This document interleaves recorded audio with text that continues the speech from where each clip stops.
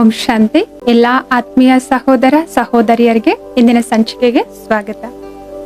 ಹೇಗೆ ಪರಿವಾರದಲ್ಲಿ ಏಕತೆ ಇದ್ರೆ ಚಂದ, ನಮ್ಮ ಮಾತುಗಳಲ್ಲಿ ಮಧುರತೆ ಇದ್ರೆ ಚಂದ, ನಮ್ಮ ವ್ಯವಹಾರದಲ್ಲಿ ಕುಶಲತೆ ಅಥವಾ ಚತುರತೆ ಇದ್ರೆ ಚಂದ, ನಾವು ಮಾಡುವಂತಹ ಕಾರ್ಯಗಳಲ್ಲಿ ಪೂರ್ಣತೆ ಇದ್ರೆ ಚಂದ. ಹಾಗೇನೆ ನಮ್ಮ ಜೀವನದಲ್ಲಿ ಖುಷಿ, ಆನಂದ, ಸಂತೋಷ ಇದ್ರೆ ಚಂದ. ಸೊ ನಮ್ಮ ಜೀವನದ ಆಧಾರನೇ ಈ ಖುಷಿಯಾಗಿದೆ. ನಾವೆಲ್ಲ ಇವತ್ತೇನ್ ಮಾಡ್ತಾ ಇದೀವಿ ನಮ್ಮ ಜೀವನದಲ್ಲಿ, ಯಾವುದಕ್ಕೋಸ್ಕರ ಮಾಡ್ತಾ ಇದ್ದೇವೆ? ಖುಷಿಯನ್ನ ಅನುಭವ ಮಾಡೋದಕ್ಕಾಗಿ ಮಾಡ್ತಾ ಇದ್ದೇವೆ. ಬಲೆ ಅದು ಎಲ್ಲಾದ್ರೂ ಪ್ರವಾಸ ಹೋಗೋದಾದ್ರೂ ಆಗಿರ್ಬೋದು, ಅಥವಾ ವಸ್ತುಗಳನ್ನ ಖರೀದಿ ಮಾಡೋದಾದ್ರೂ ಆಗಿರ್ಬೋದು, ಅಥವಾ ಒಂದು ಸ್ವಂತ ಮನೆಯನ್ನ ಕೊಂಡುಕೊಳ್ಳೋದಾದ್ರೂ ಆಗಿರ್ಬೋದು, ಅಥವಾ ಜೀವನದಲ್ಲಿ ಯಾವುದೇ ಸಾಧನೆ ಮಾಡೋದಾದ್ರೂ ಆಗಿರ್ಬೋದು, ಅಥವಾ ಹೊಸ ಹೊಸ ಸಂಬಂಧಗಳನ್ನ ಜೋಡಿಸೋದಾದ್ರೂ ಆಗಿರ್ಬೋದು, ಅಥವಾ ಏನೋ ಇನ್ನೊಬ್ಬರಿಗೆ ಗಿಫ್ಟ್ ಕೊಡೋದಾದ್ರೂ ಆಗಿರ್ಬೋದು, ಅಥವಾ ಇನ್ನೊಬ್ಬರಿಂದ ಗಿಫ್ಟ್ ತೆಗೆದುಕೊಳ್ಳೋದಾದ್ರೂ ಆಗಿರ್ಬೋದು. ಏನೆಲ್ಲವನ್ನ ಮಾಡ್ತಾ ಇದೀವಲ್ವಾ, ಎಲ್ಲಾನು ಏನಕ್ಕೆ ಮಾಡ್ತಾ ಇದ್ದೇವೆ? ಖುಷಿಯ ಅನುಭವ ಮಾಡೋದಕ್ಕಾಗಿ ಮಾಡ್ತಾ ಇದ್ದೇವೆ. ಹಾಗಿದ್ರೆ ಇವೆಲ್ಲಾನು ಕೂಡ ನಮ್ಗೆ ನಿಜವಾಗ್ಲೂ ಖುಷಿ ಕೊಡ್ತಾ ಇದ್ದಾವ? ಖುಷಿ ಅನ್ನೋದು ಬಾಹ್ಯವಾಗಿದೆಯಾ? ಇದನ್ನ ಅರ್ಥ ಮಾಡ್ಕೊಳ್ಳೋದು ಬಹಳ ಇಂಪಾರ್ಟೆಂಟ್ ಆಗಿದೆ. ಯಾಕೆ ಅಂತಂದ್ರೆ ಇವೆಲ್ಲಾನು ಕೂಡ ನನ್ಗೆ ಖುಷಿ ಕೊಡ್ತಾ ಇದ್ರೆ ನನ್ ಸದಾ ಖುಷಿ ಆಗಿರ್ಬೇಕಾಗಿತ್ತಲ್ವಾ? ಎಷ್ಟೋ ಜನರ ಹತ್ರ ಸ್ವಂತ ಮನೆನೂ ಇದೆ, ಅನೇಕ ಸಂಬಂಧಗಳು ಕೂಡ ಇದ್ದಾವೆ, ಅನೇಕ ವಸ್ತುಗಳು ಕೂಡ ಇದ್ದಾವೆ, ಅವ್ರು ಇಷ್ಟಪಡುವಂತಹ ಸಾಧನೆನೂ ಕೂಡ ಅವ್ರು ಮಾಡಿದ್ದಾರೆ. ಅವ್ರು ಎಲ್ಲಿ ಕೆಲಸ ಮಾಡ್ಬೇಕು ಅನ್ಕೊಂಡಿದ್ರು, ಅಥವಾ ಯಾವ ಪೊಸಿಷನ್ ಅಲ್ಲಿ ಇದ್ಕೊಂಡು ಕೆಲಸ ಮಾಡ್ಬೇಕು ಅನ್ಕೊಂಡಿದ್ರು, ಎಲ್ಲಾನು ಇದೆ. ಆದ್ರೆ ಅವ್ರೆಲ್ಲರೂ ಖುಷಿ ಆಗಿದ್ದಾರ? ಎಲ್ಲಾ ಸಮಯದಲ್ಲಿ ಖುಷಿ ಆಗಿದ್ದಾರ? So most of the time ಉತ್ತರ ಇಲ್ಲ ಅಂತ ಬರುತ್ತೆ. ಹಾಗಿದ್ರೆ ಖುಷಿ ಯಾವ್ದು ಕೊಡ್ತಾ ಇದೆ? ಖುಷಿ ಅಂದ್ರೆ ಏನು? ಹಾಗಿದ್ರೆ ನಾವೆಲ್ಲ ಏನ್ ಅನ್ಕೊಂಡಿದ್ದೇವೆ? ವಸ್ತುಗಳು, ವ್ಯಕ್ತಿಗಳು, ಪದಾರ್ಥಗಳು, ಸ್ಥಳಗಳು, ಇವು ನಮ್ಗೆ ಖುಷಿಯನ್ನ ಕೊಡ್ತವೆ ಅಂತ ಅನ್ಕೊಂಡಿದ್ದೇವೆ. ಆದ್ರೆ ವಾಸ್ತವಿಕವಾಗಿ ಖುಷಿ ಅನ್ನೋದು ನಮ್ಮ ಆಂತರಿಕ ರಚನೆಯಾಗಿದೆ. ಉದಾಹರಣೆಗೆ ನಾವೆಲ್ಲಾದ್ರೂ ಸ್ಥಳಗಳಿಗೆ ಪ್ರವಾಸ ಮಾಡ್ಲಿಕ್ಕೆ ಹೋಗ್ತೇವೆ. ಸೊ ನಾವ್ ಅನ್ಕೋತಾ ಇದ್ವಿ, ಈ ಸ್ಥಳಕ್ಕೆ ಹೋದ್ರೆ ನಂಗೆ ನಿಜವಾಗ್ಲೂ ಖುಷಿ ಆಯ್ತು, ತುಂಬಾ ಚೆನ್ನಾಗಿದೆ ನೋಡ್ಲಿಕ್ಕೆ ಸ್ಥಳ.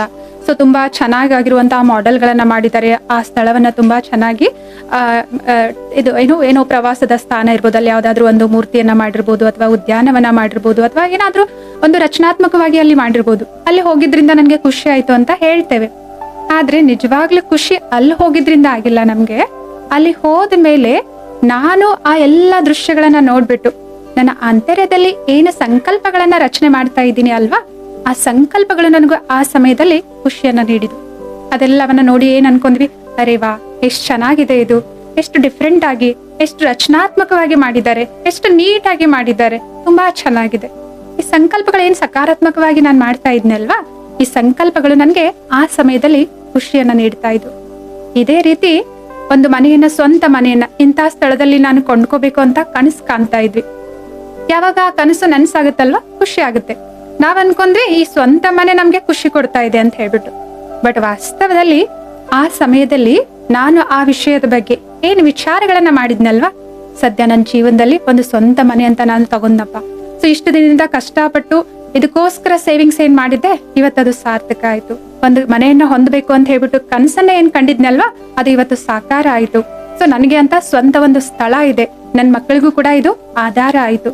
ಈ ರೀತಿ ಏನು ಆ ಮನೆಯ ಬಗ್ಗೆ ನೀವು ಸಂಕಲ್ಪಗಳನ್ನ ವಿಚಾರ ಮಾಡ್ತಾ ಇದ್ದೀರಲ್ವಾ, ಆ ಸಮಯದಲ್ಲಿ ಆ ವಿಚಾರಗಳು ನಿಮ್ಗೆ ಖುಷಿಯನ್ನ ನೀಡ್ತಾ ಇದ್ದಾವೆ.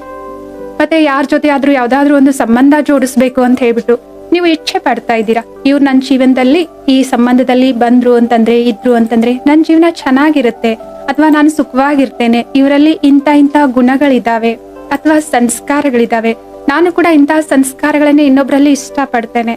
ಸೊ ಆ ವ್ಯಕ್ತಿಯ ಬಗ್ಗೆ ನೀವು ಏನ್ ವಿಚಾರಗಳನ್ನ ಮಾಡ್ತಾ ಇದ್ದೀರಾ, ಮತ್ತೆ ಆ ವ್ಯಕ್ತಿ ಏನಾದ್ರೂ ನೀವು ಇಷ್ಟಪಟ್ಟಿರುವಂತಹ ಸಂಬಂಧದಲ್ಲಿ ನಿಮ್ಮ ಜೊತೆ ಜೋಡಣೆ ಆದ್ರು ಅಂತಂದ್ರೆ ನಿಮ್ಗೆ ಖುಷಿ ಆಗುತ್ತೆ. ಆ ಖುಷಿ ಏನಕ್ಕೋಸ್ಕರ?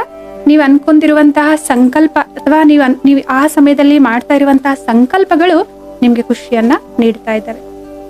ಮತ್ತೆ ನೀವು ಚೆನ್ನಾಗಿರೋ ಕಾರನ್ನ ತಗೋಬೇಕು, ಅಥವಾ ಮೊಬೈಲ್ಸ್ ಅನ್ನ ತಗೋಬೇಕು, ಅಥವಾ ಮನೆಯಲ್ಲಿ ಈ ರೀತಿ ವಸ್ತುಗಳನ್ನ ತಗೊಳ್ಬೇಕು ಅಂತ ಅನ್ಕೊಂಡಿದ್ರಿ ಅಂತಂದ್ರೆ, ತಗೊಂಡಾದ್ಮೇಲೆ ನೀವೇನ್ ಯೋಚನೆ ಮಾಡ್ತಾ ಇದ್ದೀರಾ ಆ ವಸ್ತುಗಳ ಪ್ರತಿ, ಆ ಕಾರ್ ಪ್ರತಿ, ಆ ಸಂಕಲ್ಪಗಳು ನಿಮ್ಗೆ ಖುಷಿಯನ್ನ ನೀಡ್ತಾ ಇದ್ದಾವೆ. ಹೇಗೆ? ಆ ತರ ಏನಿಲ್ವಲ್ಲ, ಕಾರ್ ತಗೊಂಡ್ಮೇಲೆ ಯಾರಿಗಾದ್ರೂ ಖುಷಿ ಆಗುತ್ತಲ್ಲ, ಕಾರ್ ಏನ್ ಸಂಕಲ್ಪಗಳೇನ್ ಖುಷಿ ಆಗ್ತಿದೆ, ಈಗ ಎಲ್ರಿಗೂ ಕೂಡ ಖುಷಿ ಆಗ್ತಿದಿಲ್ಲ, ಕಾರಿಂದ ಖುಷಿ ಬಂತು ಅಂತ ಹೇಳ್ಬೋದು ನೀವು. ಉದಾಹರಣೆಗೆ ನೋಡಿ, ನೀವು ತುಂಬಾ ಇಷ್ಟಪಡುವಂತ ನಿಮ್ಮ ಫೇವ್ರೆಟ್ ಕಾರನ್ನ ತಗೊಂಡಿದ್ದೀರಾ. ಆ ಕಾರಲ್ಲಿ ನೀವು ಹೊರಗಡೆ ಎಲ್ಲೋ ಹೋಗಿದ್ದೀರಾ, ತುಂಬಾ ಖುಷಿ ಆಗ್ತಿದೆ, ನಿಮ್ ಫ್ರೆಂಡ್ಸ್ ಜೊತೆ ಹೋಗಿದ್ದೀರಾ ಅಥವಾ ಪರಿವಾರದ ಜೊತೆ ಹೋಗಿದ್ದೀರಾ. ಆ ಸಮಯದಲ್ಲಿ ಕಂಫರ್ಟೇಬಲ್ ಆಗಿ ಕುತ್ಕೊಂಡಿದ್ದೀರಾ, ಎಲ್ಲಾ ದೃಶ್ಯಗಳನ್ನ ಹೊರಗಡೆ ನೋಡ್ತಾ ಇದ್ದೀರಾ, ವಾರ್ತಾಲಾಪನ ಮಾಡ್ತಾ ಇದ್ದೀರಾ. ಅವಾಗ ನಿಮ್ಗೊಂದು ಕರೆ ಬಂತು, ಫೋನ್ ಕಾಲ್ ಬಂತು. ಸೊ ಆ ಫೋನ್ ಕಾಲ್ ಅಲ್ಲಿ ಅಷ್ಟೊಂದೇನು ಚೆನ್ನಾಗಿರೋ ನ್ಯೂಸ್ ಇಲ್ಲ, ಸುದ್ದಿ ಇಲ್ಲ. ಏನೋ ಹಣಕಾಸಿನಲ್ಲಿ ನಷ್ಟ ಆಯ್ತು ಅಂತ ಇರ್ಬೋದು ಅದು, ಅಥವಾ ಯಾರಿಗೋ ಹೆಲ್ತ್ ಹುಷಾರಿಲ್ಲ ಅಂತ ಇರ್ಬೋದು, ಅಥವಾ ಯಾರೋ ಶರೀರ ಬಿಟ್ರು ಅಂತ ಈ ರೀತಿ ಏನೋ ಒಂದು ಅಹಿತಕರವಾದ ಘಟನೆಯ ಸುದ್ದಿ ನಿಮ್ಗೆ ಆ ಸಮಯದಲ್ಲಿ ಬಂತು ಅನ್ಕೊಳ್ಳಿ. ಆ ಸಮಯದಲ್ಲಿ ನಿಮ್ಮ ಮೂಡು ಖುಷಿಯಾಗಿ ಇರುತ್ತಾ ಅಥವಾ ಬದಲಾವಣೆ ಆಗುತ್ತಾ? ಒಂದ್ ವೇಳೆ ಬದಲಾವಣೆ ಆಗಿದೆ ಅಂತಂದ್ರೆ ನೀವು ಆ ಕಾರಲ್ಲೇ ಕೂತಿದಿರಲ್ವಾ, ಆ ಕಾರ್ ನಿಮ್ಗೆ ಖುಷಿ ಕೊಡ್ಬೇಕಾಗಿತ್ತು. ಮತ್ ಯಾಕೆ ನಿಮ್ಮ ಮೂಡ್ ಇವಾಗ ಬೇರೆ ಕಡೆ ಬದಲಾವಣೆ ಆಯ್ತು? ಸೊ ಇದರ ಅರ್ಥ ಏನು? ಆ ಖುಷಿಯನ್ನ ಕೂಡ ನೀವೇ ರಚನೆ ಮಾಡ್ತಾ ಇದ್ರಿ. ಈಗ ನಿಮ್ಗೆ ಬೇಜಾರಾಗ್ತಿದ್ಯಾ ಅಥವಾ ದುಃಖ ಆಗ್ತಿದ್ಯಾ, ಆ ದುಃಖವನ್ನು ಕೂಡ ನೀವೇ ರಚನೆ ಮಾಡ್ತಾ ಇದ್ದೀರಾ. ಆ ಖುಷಿ ಅಥವಾ ದುಃಖ ಮತ್ತು ಆ ಕಾರಿಗೆ ಯಾವುದೇ ಸಂಬಂಧ ಇಲ್ಲ. ಆ ಕಾರ್ ಇವಾಗ್ಲೂ ಕೂಡ ನಿಮ್ಗೆ ಕಂಫರ್ಟಬಿಲಿಟಿಯನ್ನ ಕೊಡ್ತಾ ಇದೆ, ಅಂದ್ರೆ ಆರಾಮ ಅನಿಸ್ತಿದೆ ಆ ಕಾರಲ್ಲಿ ಕುತ್ಕೊಂಡಾಗ. ಆದ್ರೆ ಖುಷಿ ಅನ್ನೋದು ನನ್ನ ಆಂತರಿಕವಾದ ಭಾವನೆ ಆಗಿದೆ. ನಾವೇನ್ ಸಂಕಲ್ಪಗಳನ್ನ ಕ್ರಿಯೇಟ್ ಮಾಡ್ತೀವಲ್ವಾ, ಆ ನಮ್ಮ ಸಂಕಲ್ಪಗಳು ನಮ್ಮ ಭಾವನೆಯನ್ನ ನಿರ್ಮಾಣ ಮಾಡ್ತವೆ. ಯಾವ ರೀತಿಯ ಸಂಕಲ್ಪ ರಚನೆ ಮಾಡ್ತೀನಿ, ಆ ರೀತಿಯ ಭಾವನೆ ನಾನು ಅನುಭವ ಮಾಡ್ತೇನೆ. ಉದಾಹರಣೆಗೆ ಧನ್ಯವಾದದ ಸಂಕಲ್ಪಗಳನ್ನ ನಾನು ರಚನೆ ಮಾಡ್ತಾ ಇದ್ದೇನೆ. ಆಗ ಭಾವನೆ ಏನಿರುತ್ತೆ, ಒಂಥರ ಅದೇನು ಒಳ್ಳೆತನದ ಭಾವನೆ ಇರುತ್ತೆ ಒಳಗಡೆ. ಅಥವಾ ಖುಷಿಯಾಗಿರುವ ಸಂಕಲ್ಪಗಳನ್ನ ನಾನು ರಚನೆ ಮಾಡ್ತಾ ಇದ್ದೀನಿ, ನನ್ನ ಭಾವನೆ ಖುಷಿಯಿಂದ ಆನಂದದಿಂದ ತುಂಬಿರುತ್ತೆ. ಅಥವಾ ಯಾವುದೋ ಒಂದು ದುಃಖದ ಘಟನೆಯನ್ನ ನೆನಪು ಮಾಡ್ಕೊಂಡು ಅದ್ರ ಬಗ್ಗೆ ಸಂಕಲ್ಪಗಳನ್ನ ಮಾಡ್ತಾ ಇದ್ದೀನಿ ಅಂತಂದ್ರೆ ನನ್ನ ಭಾವನೆ ಆ ಸಮಯದಲ್ಲಿ ಏನಿರುತ್ತೆ, ದುಃಖದಿಂದ ಕೂಡಿರುತ್ತೆ ಅಥವಾ ಬೇಜಾರಿಂದ ಕೂಡಿರುತ್ತೆ. ಇದೆಲ್ಲ ಏನ್ ಹೇಳ್ತಾ ಇದೆ ನಮ್ಗೆ? ನಮ್ಮ ಭಾವನೆಗಳು ನಮ್ಮ ಸಂಕಲ್ಪದ ಮೇಲೆ ಆಧಾರಿತ ಆಗಿದೆ. ಖುಷಿ ಅನ್ನೋದು ಒಂದು ಸುಂದರವಾದ ನಮ್ಮ ಭಾವನೆ ಆಗಿದೆ. ಹಾಗಿದ್ರೆ ಇಷ್ಟೆಲ್ಲ ನಾವು ಮಾಡ್ತಾ ಇದೀವಿ ಜೀವನದಲ್ಲಿ, ಖುಷಿಯ ಅನುಭವನು ಮಾಡ್ತಾ ಇದೀವಿ. ಹಾಗಿದ್ರೆ ಇದೆಲ್ಲ ನಾವೇ ಕ್ರಿಯೇಟ್ ಮಾಡಿ ಅನುಭವ ಮಾಡ್ತಿರೋದಾ? ಹೌದು, ಬಟ್ ಅವೆಲ್ಲ ವಸ್ತುಗಳು, ವ್ಯಕ್ತಿಗಳು, ಪದಾರ್ಥಗಳು. ಉದಾಹರಣೆಗೆ ನಿಮ್ಗೆ ಇಷ್ಟವಾದ ಅಡುಗೆಯನ್ನು ಏನಾದ್ರೂ ಮನೇಲಿ ಮಾಡಿದ್ರು ಅಂತಂದ್ರೆ ಆ ಊಟ ಮಾಡ್ಬೇಕಾದ್ರೆ ನಿಮ್ಗೆ ಖುಷಿ ಆಗುತ್ತೆ. ಅವಾಗ್ಲೂ ಕೂಡ ಆ ಊಟ ನಿಮ್ಗೆ ಖುಷಿ ಕೊಡ್ತಾ ಇಲ್ಲ, ಆ ಸಮಯದಲ್ಲಿ ನೀವು ವಿಚಾರ ಮಾಡುವಂತಹ ನಿಮ್ಮ ಸಂಕಲ್ಪಗಳು ನಿಮ್ಗೆ ಖುಷಿಯನ್ನ ಕೊಡ್ತಾ ಇವೆ. ಹಾಗಿದ್ರೆ ಇವುಗಳ ಪಾತ್ರ ಏನು? ಸೊ ಇವುಗಳ ಪಾತ್ರ ಏನು ಅಂತಂದ್ರೆ ನಿಮ್ಗೆ ಆ ಸಂಕಲ್ಪಗಳನ್ನ ಮಾಡೋದಕ್ಕಾಗಿ ಪ್ರಚೋದನೆಯನ್ನ ಇವುಗಳು ಮಾಡ್ತಾ ಇದೆ. ನೀವು ಕಾರ್ ತಗೊಂಡ್ರಿ, ಅವಾಗ ಅದು ನಿಮ್ಗೆ ಪ್ರಚೋದನೆ ಮಾಡ್ತಾ ಇದೆ ಖುಷಿಯ ಸಂಕಲ್ಪವನ್ನ ರಚನೆ ಮಾಡೋದಕ್ಕೋಸ್ಕರ. ನೀವು ಮನೆ ಕೊಂಡ್ಕೊಂಡ್ರಿ, ಅವಾಗ ಆ ಮನೆ ನಿಮ್ಗೆ ಪ್ರಚೋದನೆ ಮಾಡ್ತಾ ಇದೆ ಆ ಸಂದರ್ಭದಲ್ಲಿ ಆ ರೀತಿಯ ಖುಷಿಯ ವಿಚಾರಗಳನ್ನ ರಚನೆ ಮಾಡೋದಕ್ಕೋಸ್ಕರ. ಆ ವ್ಯಕ್ತಿಯ ಜೊತೆಯಲ್ಲಿ ನೀವು ಸಮಯ ಕಳೀತಾ ಇದ್ದೀರಾ, ಸೊ ಆ ವ್ಯಕ್ತಿ ನಿಮ್ಗೆ ಆ ಸಮಯದಲ್ಲಿ ಪ್ರಚೋದನೆ ಮಾಡ್ತಾ ಇದ್ರೆ ನಿಮ್ಗೆ ಖುಷಿಯನ್ನ ನೀಡುವಂತ ಸಂಕಲ್ಪವನ್ನ ರಚನೆ ಮಾಡೋದಕ್ಕಾಗಿ. ಸೊ ಆ ಪದಾರ್ಥವನ್ನ ನೀವು ಸವಿತಾ ಇದ್ದೀರಾ, ಆ ಪದಾರ್ಥ ನಿಮ್ಗೆ ಪ್ರಚೋದನೆ ನೀಡ್ತಾ ಇದೆ ಸಂಕಲ್ಪ ಮಾಡೋದಕ್ಕಾಗಿ. ಹಾಗಿದ್ರೆ ಸೊ ಈ ಪ್ರಚೋದನೆಗೋಸ್ಕರ ನಾವ್ ಇಷ್ಟೊಂದೆಲ್ಲ ಪರಿಶ್ರಮ ಪಡ್ಬೇಕಾ, ಇಷ್ಟೊಂದೆಲ್ಲ ಖರ್ಚುಗಳನ್ನ ಮಾಡ್ಬೇಕಾ? ಏನಾದ್ರೂ ಬೇರೆ ಮಾರ್ಗ ಇದೆಯಾ? ಅದು ಕೂಡ ಶಾಶ್ವತ ಖುಷಿಯನ್ನ ಅನುಭವ ಮಾಡೋದಕ್ಕಾಗಿ. ನಮ್ಗೆಲ್ಲ ಗೊತ್ತು, ಒಂದು ಪ್ರವಾಸ ಮಾಡ್ತಾ ಇದ್ದೇವೆ ಅಥವಾ ಬೇರೆ ಎಲ್ಲಾದ್ರೂ ಹೋಗ್ತಾ ಇದ್ದೇವೆ ಅಥವಾ ಬಗೆ ಬಗೆಯ ವಸ್ತುಗಳನ್ನ ಧರಿಸ್ತಾ ಇದೀವಿ ಅಂದ್ರೆ ಇದೆಲ್ಲ ಟೆಂಪರರಿ ಖುಷಿಯನ್ನ ಅನುಭವ ಮಾಡ್ತೇವೆ. ಹಾಗಿದ್ರೆ ಸದಾ ಆ ಖುಷಿಯನ್ನ ಅನುಭವ ಮಾಡ್ಬೇಕು ಅಂತಂದ್ರೆ ಈ ರೀತಿ ಪ್ರಚೋದನೆಗಳು ಇಲ್ದೇನೂ ಕೂಡ ನಾವು ಸದಾ ಖುಷಿಯಾಗಿರ್ಲಿಕ್ಕೆ ಸಾಧ್ಯ ಇದೆಯಾ? ಖಂಡಿತ ಇದೆ. ಹಾಗಿದ್ರೆ ಹೇಗ್ ಸಾಧ್ಯ, ಅದು ಹೇಗೆ ಅಂತ ಕೇಳ್ಬೋದು ನೀವು. ಸೊ ಧ್ಯಾನವನ್ನ ಅಭ್ಯಾಸ ಮಾಡೋದ್ರ ಮೂಲಕ ನಾವು ನಮ್ಮ ಮನಸ್ಸಿನ ಕಡೆಗೆ ಗಮನ ಹರಿಸ್ತೇವೆ. ನಮ್ಮ ಮನಸ್ಸು ಯಾವ ವಿಚಾರಗಳನ್ನ ಮಾಡ್ತಾ ಇದೆ ಅಂತ ಹೇಳ್ಬಿಟ್ಟು ನಾವು ಪರಿಶೀಲನೆ ಮಾಡ್ತೇವೆ. ಸೊ ಒಂದ್ ವೇಳೆ ಅದೇನಾದ್ರೂ ನಕಾರಾತ್ಮಕ, ವ್ಯರ್ಥವಾಗಿದೆ ಅಥವಾ ಬೇಜಾರಿಂದ ಕೂಡಿರುವಂತಹ ಸಂಕಲ್ಪಗಳನ್ನ ಮಾಡ್ತಾ ಇದೆ ಅಂತಂದ್ರೆ ನಾವು ನಮ್ಮ ಮನಸ್ಸಿಗೆ ಮಾರ್ಗದರ್ಶನ ಮಾಡ್ತೇವೆ. ಈ ರೀತಿ ವಿಚಾರ ಮಾಡ್ಬೇಡ, ಸೊ ಇದು ಕಳೆದು ಹೋದ ಮಾತು, ಕಳೆದು ಹೋದದನ್ನ ಬಿಟ್ಟು ಬಿಡು, ಇವಾಗ ವರ್ತಮಾನದಲ್ಲಿ ನನ್ನ ಹತ್ರ ಏನಿದೆ ಅದರ ಬಗ್ಗೆ ಯೋಚನೆ ಮಾಡೋಣ. ಈ ರೀತಿ ನೀವು ಧ್ಯಾನದಲ್ಲಿ ಮನಸ್ಸಿಗೆ ಮಾರ್ಗದರ್ಶನ ಮಾಡ್ತೀರಾ. ಯಾವುದು ದುಃಖ ನೀಡುತ್ತೆ, ಬೇಜಾರ್ ಮಾಡುತ್ತೆ, ಮತ್ತೆ ಕಹಿ ನೆನಪುಗಳನ್ನ ಮರಳಿ ತರ್ತಾ ಇದೆ ಮನಸ್ಸಿನಲ್ಲಿ ಅಂತ ವಿಚಾರಗಳಿಂದ ನಿಮ್ಮ ಮನಸ್ಸನ್ನ ನೀವೇನ್ ಮಾಡ್ತೀರಾ, ಬಿಡಿಸ್ತೀರಾ. ಸೊ ಹಾಗಿದ್ರೆ ನಮ್ಮ ಖುಷಿ ನಮ್ಮ ಸಂಕಲ್ಪದಿಂದ ಆಧಾರ ಆಗಿದೆ. ನಮ್ಮ ಸಂಕಲ್ಪಗಳನ್ನ ನಾವು ಪ್ರಜ್ಞಾಪೂರ್ವಕವಾಗಿ ಹೇಗ್ ಬೇಕೋ ಹಾಗೆ ರಚನೆ ಮಾಡ್ಲಿಕ್ಕೆ ಸಾಧ್ಯ ಇದೆ. ನಾವೆಷ್ಟೊತ್ತಾದ್ರೂ ಯಾವ ಸಮಯದಲ್ಲಾದ್ರೂ ಖುಷಿಯಾಗಿರ್ಲಿಕ್ಕೆ ಸಾಧ್ಯ ಇದೆ. ಸೊ ಹಾಗಿದ್ರೆ ಖುಷಿ ಅನ್ನೋದು ನಮ್ಮ ನಿಜವಾದ ಗುಣ ಆದ್ರೆ ನಾವ್ ಯಾಕೆ ಸ್ವಾಭಾವಿಕವಾಗಿ ಎಲ್ಲಾ ಟೈಮಲ್ಲಿ ಖುಷಿಯಾಗಿರೋದಿಲ್ಲ? ಸೊ ಯಾವ್ದು ಒರಿಜಿನಲ್ ಆದ ಗುಣ ಇರುತ್ತಲ್ಲ, ಆ ಗುಣದಲ್ಲಿ ನಾವು ಯಾವಾಗ್ಲೂ ಇರ್ತೇವೆ. ಉದಾಹರಣೆಗೆ ಇವಾಗ ಮೆಣಸಿನ್ಕಾಯಿ ನೋಡಿ, ಅದ್ರ ಗುಣ ಏನು, ಅದು ಖಾರವಾಗಿರೋದು ಅದ್ರ ಗುಣ. ಅಥವಾ ನಿಂಬೆ ಹಣ್ಣು, ಅದ್ರ ಗುಣ ಏನು, ಹುಳಿಯಾಗಿರೋದು ಅದರ ನಿಜವಾದ ಗುಣ.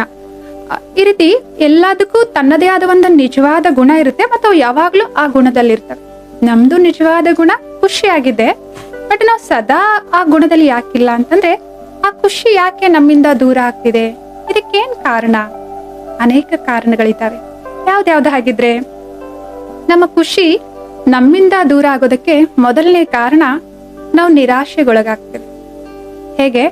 ಯಾವ್ದಾದ್ರೂ ವ್ಯಕ್ತಿಯ ಮನೆಯಲ್ಲಿ ದುಡ್ಡಿದೆ, ಉಪಕರಣಗಳಿದಾವೆ, ಆದ್ರೆ ಆ ದುಡ್ಡು ಅಥವಾ ಉಪಕರಣಗಳನ್ನ, ಆ ವಸ್ತುಗಳನ್ನ ಹೇಗೆ ಉಪಯೋಗ ಮಾಡ್ಬೇಕು ಅಂತ ಹೇಳ್ಬಿಟ್ಟು ಆ ವ್ಯಕ್ತಿಗೆ ಗೊತ್ತಿಲ್ಲ ಅಂತಂದ್ರೆ ಅದರ ಲಾಭವನ್ನ ಅವರು ಪಡೆದುಕೊಳ್ಳೋದಿಲ್ಲ. ಅವ್ರ ಹತ್ರ ಇದ್ರೂ ಕೂಡ ಇಲ್ದೇ ಇರುವಂಗೇನೆ ಇದೆ ಅವ್ರ ಸ್ಥಿತಿ.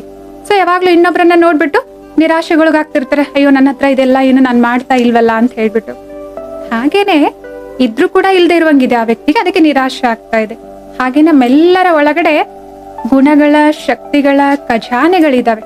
ಆದ್ರೆ ಅವುಗಳನ್ನೆಲ್ಲ ನಾವು ಹೇಗೆ ಅರ್ಥ ಮಾಡ್ಕೊಳ್ಳೋದು, ಹೇಗೆ ಉಪಯೋಗ ಮಾಡ್ಕೊಳ್ಳೋದು ಅಂತ ಹೇಳ್ಬಿಟ್ಟು ಗೊತ್ತು ಮಾಡ್ಕೊಳ್ತಾ ಇಲ್ಲ. ಇದರಿಂದ ಒಳಗಡೆ ಇದ್ರೂ ಕೂಡ ಆ ಶಕ್ತಿಗಳು, ಒಳಗಡೆ ಆ ಸಾಮರ್ಥ್ಯ ಇದ್ರೂ ಕೂಡ ನಾವು ಅದನ್ನ ಕರ್ಮದಲ್ಲಿ ಉಪಯೋಗ ಮಾಡ್ಕೊಂಡು ಅದರ ಲಾಭವನ್ನ ಪಡಿತಾ ಇಲ್ಲ. ಅದಕ್ಕೆ ಇನ್ನೊಬ್ಬರನ್ನ ನೋಡ್ಬಿಟ್ಟು ನಿರಾಶೆಗೆ ಒಳಗಾಗ್ತೇವೆ. ಮತ್ತೆ ಎರಡನೇ ಕಾರಣ ಏನು ಅಂತಂದ್ರೆ, ಇನ್ನೊಬ್ಬರ ಭಾಗ್ಯವನ್ನ ನೋಡಿ, ಇನ್ನೊಬ್ಬರ ಪಾತ್ರವನ್ನ ನೋಡಿ, ಇನ್ನೊಬ್ಬರ ಅದೃಷ್ಟವನ್ನ ನೋಡಿ, ಸೊ ಇದೆಲ್ಲ ನನ್ನ ಹತ್ರ ಇಲ್ಲ ಅಲ್ಲ ಅಂತ ಹೇಳ್ಬಿಟ್ಟು ಕಂಪೇರ್ ಮಾಡ್ತಾ, ನನ್ನನ್ನ ಇನ್ನೊಬ್ರಿಗೆ ಹೋಲಿಕೆ ಮಾಡ್ತಾ, ನನ್ನ ಹತ್ರ ಏನಿಲ್ಲ ಅಲ್ವಾ ಅದ್ರ ಕಡೆ ಗಮನ ಕೊಡ್ತಾ ನಾನು ನನ್ನ ಖುಷಿಯನ್ನ ದೂರ ಮಾಡ್ಕೊಳ್ತೇನೆ.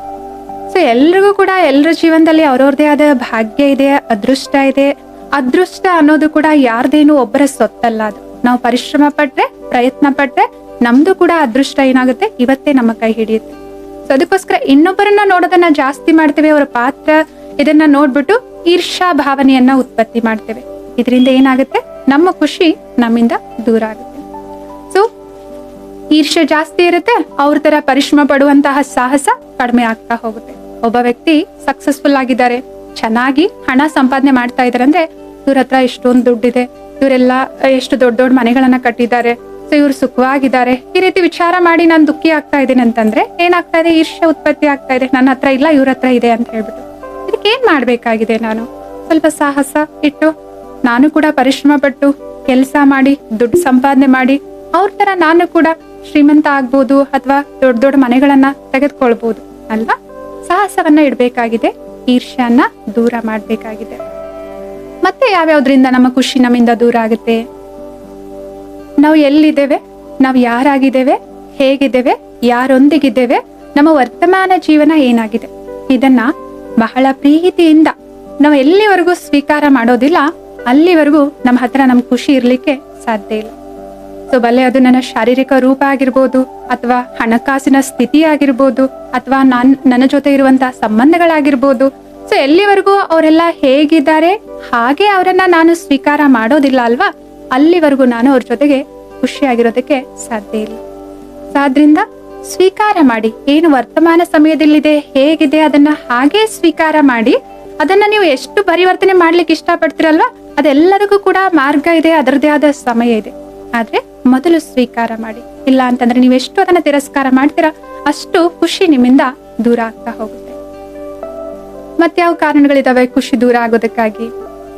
ಕಳೆದು ಹೋದಿದ್ರ ಬಗ್ಗೆ, ನಡೆದು ಹೋದದ್ರ ಬಗ್ಗೆ, ಎಲ್ಲಾ ವಿಷಯಗಳ ಬಗ್ಗೆ ಮನಸ್ಸಿನಲ್ಲಿ ಹಿಡಿದಿಟ್ಕೊಳ್ಳುವಂತಹ ನೇಚರ್, ಅಭ್ಯಾಸ.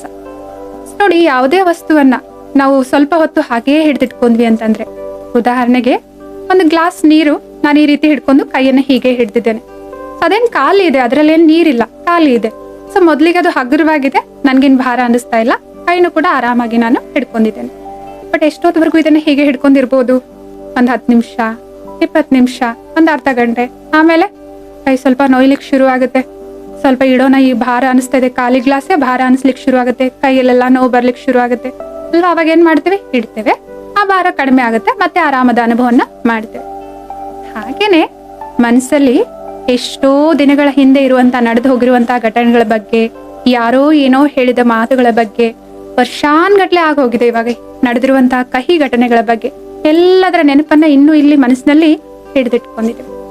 ಅದು ಅವಶ್ಯವಾಗಿ ಭಾರ ಅನ್ಸೋದೆ ಅಲ್ವಾ ಮನಸ್ಸಿಗೆ. ಅದು ನೋವನ್ನೇ ಕೊಡುತ್ತಲ್ವಾ. ಈಗ ಕೈ ಹೀಗೆ ಹಿಡಿದ್ರೆ ಎಷ್ಟೋ ಹೊತ್ತವರೆಗೂ ಹಿಡಿದ್ರೆ ಕೈ ನೋವಾಗ್ಲಿಕ್ಕೆ ಶುರು ಆಗುತ್ತಲ್ವಾ. ಹಾಗೇನೆ ಮನಸ್ಸು ಕೂಡ ಭಾರ ಆಗ್ತಾ ಇದೆ, ನೋವಾಗ್ತಾ ಇದೆ, ದುಃಖ ಆಗ್ತಾ ಇದೆ. ಸೊ ಈ ಮನಸ್ಸಿನಲ್ಲಿ ಹಿಡಿದುಕೊಳ್ಳುವಂತಹ ಏನ್ ಸ್ವಭಾವ ಇದೆ ಅಲ್ವಾ, ಇದನ್ನ ನಾವೇನ್ ಮಾಡ್ಬೇಕಾಗಿದೆ, ದೂರ ಮಾಡ್ಕೊಳ್ಬೇಕಾಗಿದೆ. ಎಲ್ಲಿವರೆಗೂ ಈ ಅಭ್ಯಾಸ ನಮ್ಮಲ್ಲಿರುತ್ತೆ ಅಲ್ಲಿವರೆಗೂ ನಮ್ಮ ಖುಷಿ ನಮ್ಮಿಂದ ದೂರ ಆಗ್ತಾ ಹೋಗುತ್ತೆ. ಸೊ ಮತ್ತೆ ಏನ್ ಮಾಡ್ತೇವೆ, ಆರೋಗ್ಯದ ಕಡೆ ಗಮನ ಕೊಡೋದಿಲ್ಲ.